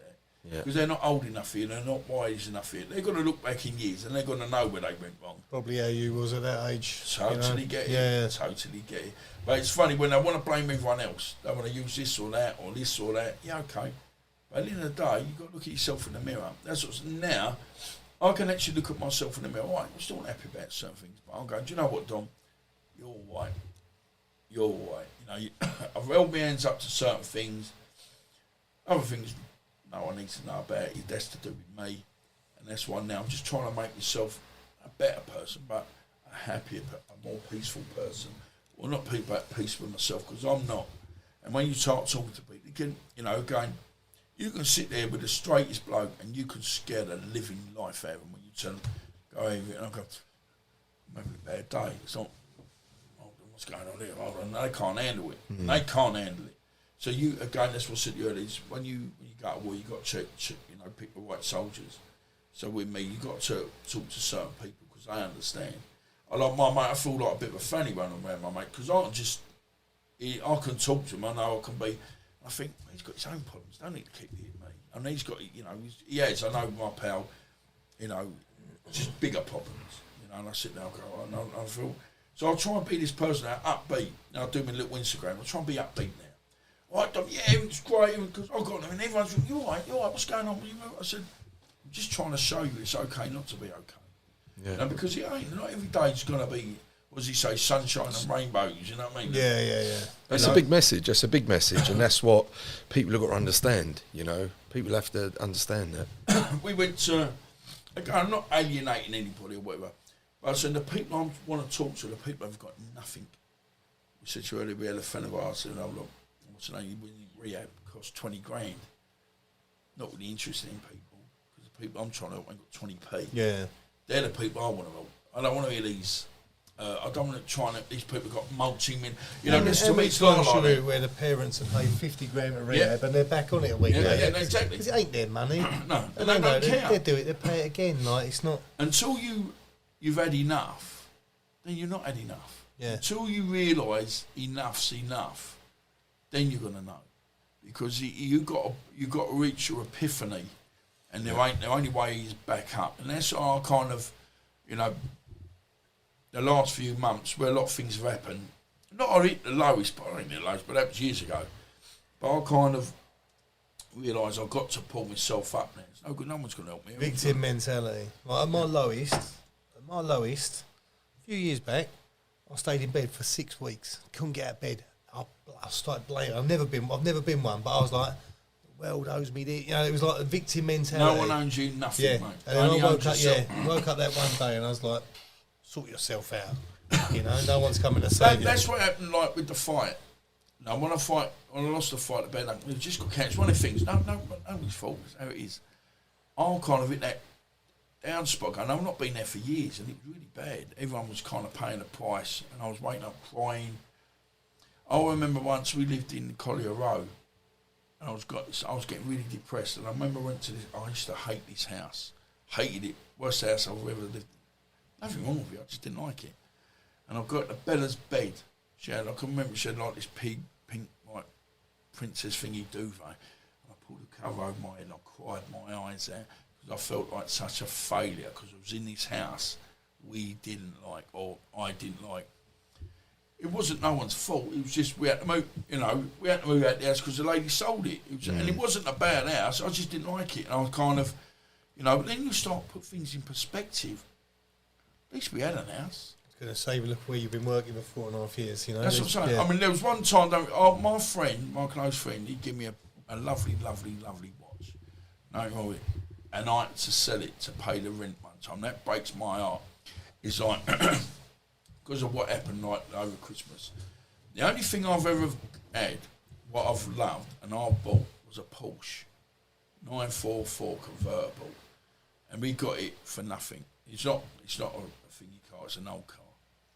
And when all this stuff happened, when the fight got cancelled, I paid all this money out and they'd done this, I had to pay it back. And the only way, and do you know what, to this day, well, it was only like a few months ago, it broke my heart, because that's the only thing I ever wanted in my life. And my mate bought it for me. He's one of my closest friends. Look, I'll buy it for you, at least you know where it is and things like that. He's a good guy. So when all the interior just got done, slowly, we just need to put it back together again now. Painted it was all done properly, oh my God. It's got to work. We put it back together, probably worth about 30 grand. But it broke my, so my mate goes, I don't want to see it. Do not want to see it again for as long as I live. Because that's all I ever wanted. And I had to sell it. Because it's materialistic, I've got bills to pay. And it broke, that's probably like I really sobbed my heart out. And I looked at these, I've got these pictures, I can't look at them. Still got the picture and it just breaks my heart. Because that was the only thing I wanted. And we went and bought it when the COVID started. And we had a touch. And I was so happy. And I just looked at this car, kept looking at it. And that's mine. I turned up, my phone, I've got Porsche. I weren't like nothing. You go and buy a BMW like 40, 50 grand. No, this is, I ain't going to say what it is, but it's nothing. It was absolutely nothing. But with the hard work we put into it, it's worth a fortune. And it just, today, just like sometimes it puts in perspective. You know what I'm saying? We lived in this house. You know, whatever I had, that's what people say, well, I don't need anything. I'll get by on my own. And I have done. And it's, you know, it's a shame. I mean, if I'm being honest, we had, me and Joe had words the other day about saying, and like you do, I don't care, I'll be on my own, I'll do it on my own. She goes, but, you know, she goes, I need you. And I said, oh, well, you don't realise, yeah, but I need you too. Mm-hmm. And that's the hard bit. When you start, literally, you let your guard down, you start realising. And when they say, no man is an island, and that's quite deep, that is. I mean, there's, again, a song by Richard Ashcroft, Human Effects. It's on, the album's Human Effects, it's called Science of Silence. And it says about, like, you are a rock. You know what I mean? You need help, and I'd rather be your friend. And that's it. The songs kind of sum me up. It's like, and I said to yes, I said, no, I do need you. You know what I mean? Muck about. It's like you don't ring up and say good morning. It's like this morning at 5:30. Morning. Well, Waking everyone up. Did I say good morning? I phone her up. She goes, oh, yeah. I said, no. Did I say good morning? Because I can be very facetious sometimes. 3 or 4 text messages morning. I've already done it. Quality. But she doesn't need. She's a good girl. She's boot food. She's had a hard time. But she doesn't need my kind of shit. So I try not to thingy my shit on her. I'll try and deal with everything. But then you're in a relationship where sometimes you need to talk. Just not relationship in life, isn't it? You know what I mean? Let's just say, then we go back to the steps again, handing it over. Don't beat yourself up every day. I beat myself up every day. I feel loaded snake shit sometimes. I don't think I deserve this. I don't deserve that. This is why that's happened. You say the victim. But then I think, oh, God. You wait to go, let's get back on this. You big boy pants on. Yeah, boy. Yeah. Actually, I don't wear pants. I can actually, but you see me not wearing pants. I don't wear pants at all, I'm commando. Well, it's stay at my pants, I work commando. But I've been sitting on a rusty fence. and I've got split. And I've got, what are you laughing at? Oh, you got mates now.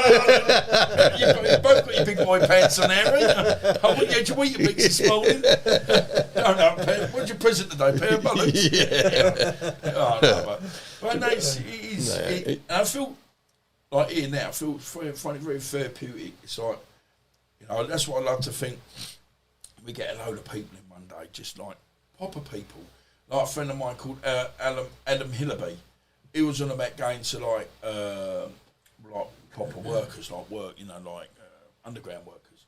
And we sit there and we tell stories talk about your life and go, you're gonna have the one idiot in the crowd going, what a mug. And he's probably one that goes home and cries himself to sleep every night. Because you know why? Because I would have done that. And sit there, people going, he's telling me, back in that year, and you think you go home and you go, what about me? Like, well, do you think this social media's got a lot to do with that as well, though? Because everyone's got these false. Social media, I think, causes most of the problems nowadays. Where you get someone sitting on a car going, look at me, I'm doing all right, and he ain't got a dinner. And then they go next, how come he's got that and I ain't got this? And then next thing, it's too much for people and end up. It's a fake world, isn't it? And I mean, it's crazy because we're talking like that, but we're talking about a podcast. We're on a podcast, so on one stage, I get it. But social media, I think, is a fantastic tool. Someone like yourself reaching out to people, Dom, letting people know that they're not alone. Listen. I'd like to hope so. I mean, I've been very lucky again. I've had some people, and I wouldn't name them just because I don't like them. It's just, they got in contact with me saying, thanks a lot for doing certain things like the podcast I've done, because it does show a different side to me, a vulnerable side, that I nearly pulled it because I didn't want people seeing it. And then when I looked at it, it was so powerful. Yeah. And then they're going, listen, that is me. That is how I am. So what am I going to, I'm fed up living a lie. So certain bits I've lived a lie because, when we were doing whatever we were doing, it's like you're an actor. You wake up in the morning, think, I've got to go and stick it on John today. Paul, I've got to pick that money off of Paul. I'm going to have to give him a slap. Trying to keep up your own reputation almost. Do you know what? It's a load of old bollocks. I'd rather sit there going, I can see people now go, all right, mate, you don't remember. I said, yeah, but listen, that was that. This is a different time now. We all change, and we're not allowed to change. All I was a product of my own environment. And because that's what it was, you know what I mean? It's like, I'm not ashamed of what I've done, but I'm not very happy either. And again, what I said to earlier, if it was someone else come in and pick some money and whatever, then you're in the loop anyway. Everyone's all right.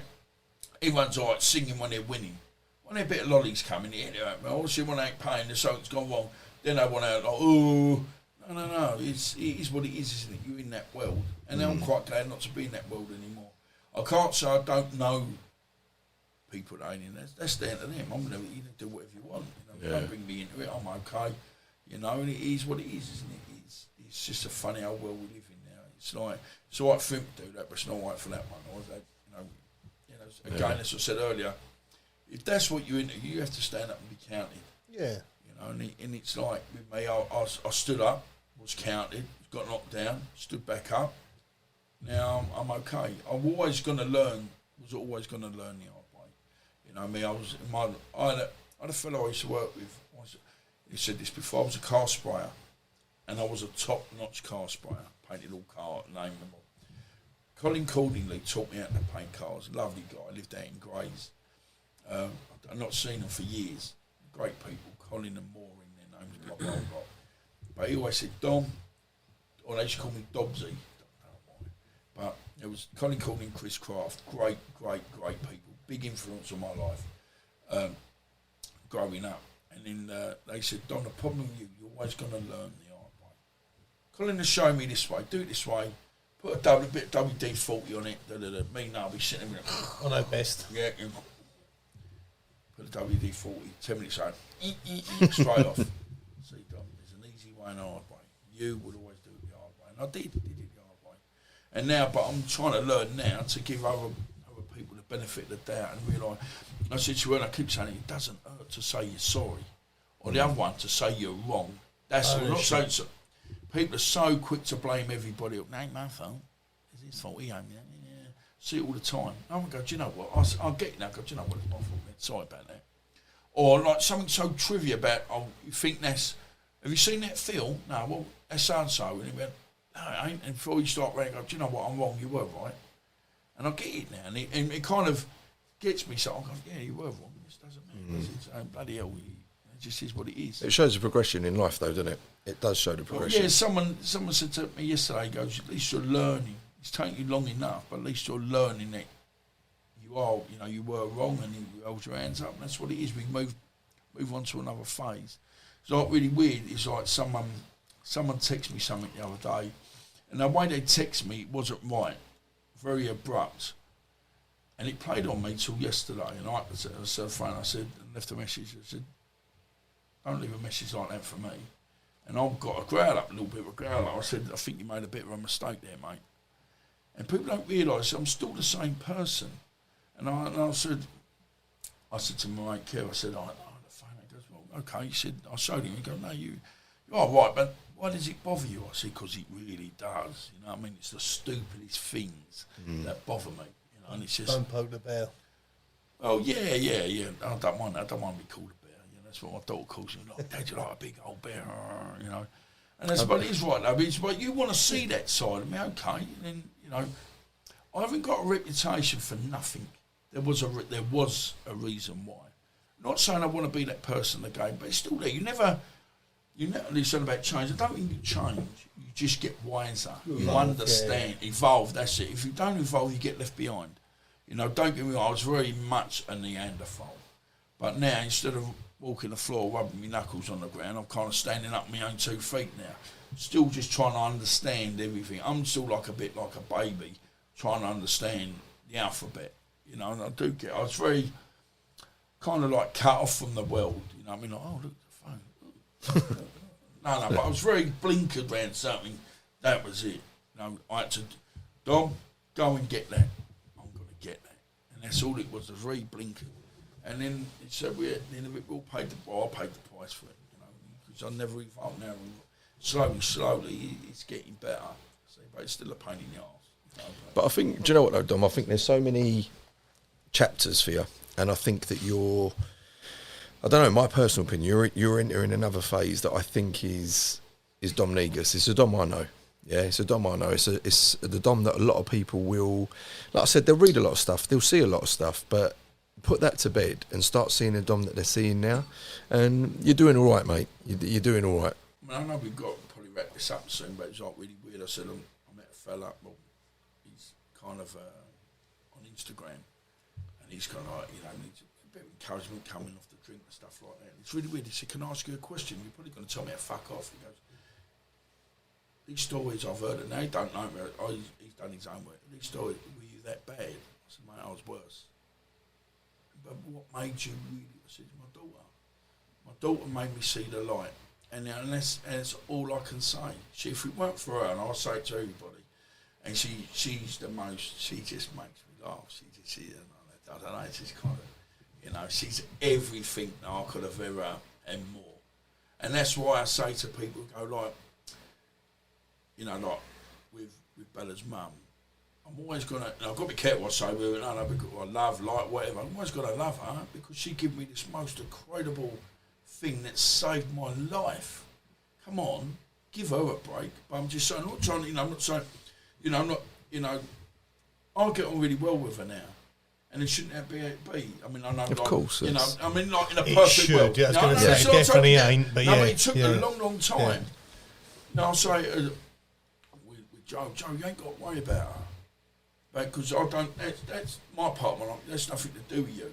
As long as, you know, Bella's okay and her mum's okay, that's all that matters. Because in ways, you still got to look after them, in a way. You know what I mean? But I don't, they look after themselves and they're self-sufficient. Mm-hmm. Now I can try and live my life with you.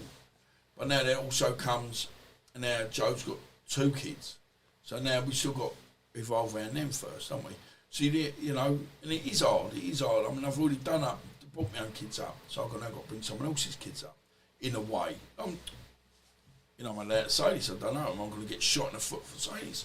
But it ain't a problem, but then I just want to spend time with Joe, do you know what I'm saying? Yeah. It's like, you know, we're finding ourselves out again, you know, it's just hard, isn't it? It's like, I mean, she's a good girl, and she's got such a good left hook.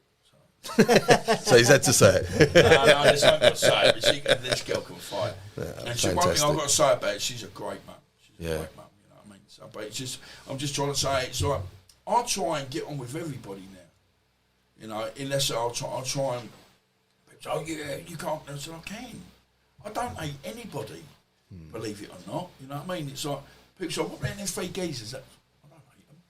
I don't hate them people. In fact, I owe them a massive favour. They just made me see the. One thing I'll just say quickly, and then it's done. You know, I'm done with wrap this up now, but whatever. But when they say, "Oh, they changed your way," I said, "No. Okay, they taught me a lesson. Nothing to do with it. It was Bella. One Bella's mum said, like, when she was pregnant, I knew that was the end of that life because I know there was only 1 or 2 ways I was going to end up dead or in prison." So it was Bella that changed everything. Bella changed everything. You know, she changed my mindset. Give you something to live for. To a degree, yeah. I mean, because it is hard now. I mean, it's like people say, "How do you feel?" Of course, I would kill myself. I have some mad moments. Don't get me wrong. When I have my mad times come, it's like when I sit on my own quite a bit, and the madness comes in. No, you can't. You know, I don't know if you read it. Well, what would you call it? What's this colour? What would you call that? Blue? Teal. Blue. Well, is that blue, ain't it? Well, blue. Okay, blue. My eyes, when my nut goes, that's red. And you can't tell me no fucking different. That's red. So I was swearing because I get... No, you can swear, mate. No, but you know what I'm saying? Don't worry about it, when my head goes... No one. I'm not going to be able to tell you it's blue. It's red to you, and that's it. You're gone. Teal, actually, mate. It's teal. It's teal. Yeah. I was in the pub once, and my favourite, I love something so bad. First time mentioning it. Here Comes the Sun by the Beatles. They're playing it, and I do not know why. I'm with my pal, and there's a 4 geese on the table, and I'm going, "What's this song called?" And they're going, "Here Comes the Sun." I do not know why. I was going, "No, it ain't." And I didn't know for one. I don't know why. I just didn't know. I was going through this mad kind of. This was a few years ago. My mate John's out, and I'm going, "It ain't." He goes, "Mate, you see, Here Comes the Sun by the Beatles." I said, "It ain't." And I said, and he goes, "Mate," he said, I said, "I don't give a fuck. It ain't." And the bloke went, "Okay, mate, call it what you want." Yeah. And he did. And It's Yellow Submarine, actually, mate. yeah. And the maddest thing was, then the next day, the song came on, and I go, "Here Comes the Sun." And my mate John's going, He was right. John's going, "That's what they're telling you." And my head goes so kind of mad, I can't think straight, you know. I see you turning when he done soya milk in your coffee. Oh, that was like cat piss. Well. I'm not having that. And one more other time, and then, you know, I got myself in a bit of trouble, and I was looking like going on holiday. We went, remember the scare house, the warehouse? Yeah. And I got myself so lost in like this night, and I was on the dance floor laughing my head off. Like, I must have looked mad. I was dancing.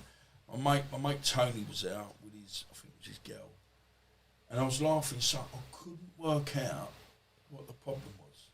Honestly, it's the maddest thing I've ever had. I'm laughing so hard, going, "What a good time I'm having." And when I woke up in the morning, it was that, fuck. And it's the craziest thing I've ever had. And there they are. And I call it your epiphany, yeah. There's me, do this thing, got out of the country, went to my mate's house in Tenerife, and he's opened the door, and he's going, "Oh, you're on the run there, mate. You know what I mean? You know, solicitors trying to get hold of this and that. You know, this is for whatever." And it must be hard because I don't know if people are going to listen to this think, oh, this story's gone from there, I can't help it, it's how my head goes. But I knocked on his door, he goes, you're on a run there. And I got out of the country, whatever. And I was sitting there and I said, look, I don't know what I'm doing. I do not know what I'm doing. And I sat there and I cried my eyes out. And it kind of, we had a prayer. I said, look, please, we're going to get you through this, whatever. And do you know what, to this day, that's the closest I think I've ever felt God. I do not know what happened, but I knew it was going to be all right. Yeah. Not I was going to get off of it, but I knew it was going to be all right. We're going to fight this. You know, we said we're going to treat this like a fight. We're going to treat this like every fight you've had in your life. This is how it is. I know we're looking at a big stretch, 15 to 18 we're looking at, you know, if it goes over. And by the grace of God, whatever happened, happened. But I do not know to this day, and it was the most kind of surrealist moment I've ever sat there. And that's the closest I think I've ever felt when people go, you're there. You know, I think I was definitely touched that day, you know what I mean? But no, you're pimping, I knew. Yeah. And I went back, we got back home, I got the last flight back, the last seat on the plane, they got me through. Now, if I never got next day, because I was on bail, if I never got back that day, I was fucked. Game over. Yeah, and then all that, he goes, my brother's in, Tenerife, he goes, well, what do I have to do, 15 years in the sun, or 15 years over there in the Nick? And the way I felt was I'll probably go, Nick. It's really mad being told that you can do something, right? Or imagine they're sitting on some beach, beautiful, beautiful, but saying, right, you've got to stay here. You don't want to be there. Not only anymore, is it? You don't want to be there. I'm telling you, thinking, perhaps rainy Woodford ain't bad after all, you know what I mean? It's like, because I can walk about, do what I want. All right, well, you know, but I thought... You're in a prison with no walls, effectively, isn't it? It's like... And that's what it was. I think, you know what, I've got to go and face the music. And whatever happened. It was great. And then it basically gave me a clean slate. And that's where we kind of changed, you know. That's where we are. Then I was going back, you know, my mate had gone and helped me out. I was back doing first and second cleans in brand new build flats. I had an Hoover in one hand, Mr. Sheen in the polish in the other one. I was happy as Larry. Just leave me alone. That's all I want, just leave me alone. And that's how it was, you know. I mean, then life's changed, and that's 20 years ago now. That's that simple life that you speak of, though, isn't it? That's all I've ever wanted. My father-in-law, he got a place out in Cyprus that he goes to. You know, they go out there, I don't know, 3 months a year, and he's got a guy out there. He must be sort of mid-80s now, he reckons, and he lives in a little shack on the beach. Sounds good and to he me. goes out and he'll go fishing and he'll cook his fish for dinner.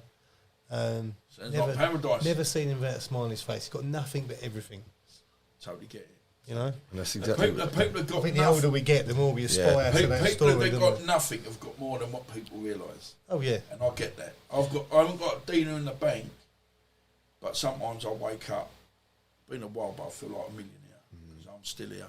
I can always I always wait. That's probably the. I remember waking up when Bella was a baby, and she was in bed. The first night we had it, like she come back, she's in bed with me. Right, I was just me and Bella, and I looked round. I felt that's what a millionaire feels like.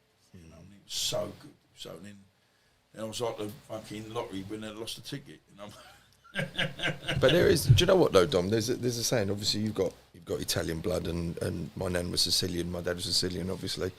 And she always used to. Yeah, there you go. Can you see by the looks? Yeah. And the finding case. Which is not true. It's not true, by the way.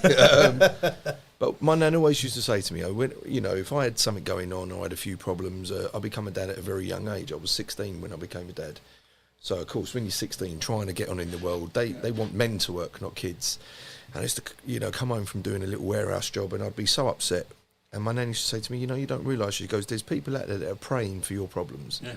She goes, there's people out there praying for your problems. The problem that you've got, someone else is saying, please, God, give me his problem. And do you know what? It's so true. It is so true. Totally get that. Yeah, big time, yeah. Listen, we're just even living in this country, we're lucky. You look at places around the world. We're lucky that we haven't been at war for our generations, have we? It's like we don't really. But as you say, you look at them people; they're far happier than most of us are. Oh yeah, look at these third world countries, and you've got 8-year-old kids who have to, go miles for water and all you see is them smiling, happy, running around, singing, dancing. And I'll we've be got careful because I think going into a joke in a minute. No. Oh, I can't even get my kids to lend me their iPhone charger, let alone go Well, to... the kids wouldn't go and get your car keys this morning. You know Did what I you mean? see I it? said, You witnessed it. Yeah. Kids wouldn't even go and get my car keys. They're standing in the room. I just sat there going, "Oh, that's Sandy. I'm out of that one." No. But it's That's the world we live in, isn't it? It's, definitely. I think like you say, Wi-Fi. Wi-Fi goes off. Fucking hell, it's like the end of the world. It's isn't finished, it? mate. It's game over. Game over. Well, I think it's been absolute quality, Dom, and I think it's been really refreshing to hear Dom, the Dom that I know, but the Dom that everyone else will get to know, and I think it's been fantastic. Well, thanks, guys, for having me on. Yeah, we'll wrap it up now. Sandwiches were shit. Well, coffee was Still waiting for a sandwich, mate. Coffee was turd. I think Big D's just got to Big D gone to yeah. make them. Good man. Brilliant. But Quality, look, mate. We'll get you back on very Dom, soon. No, brilliant. Fantastic, mate. Top man, Dom. Quality, Thank mate. you for Absolute having us. quality.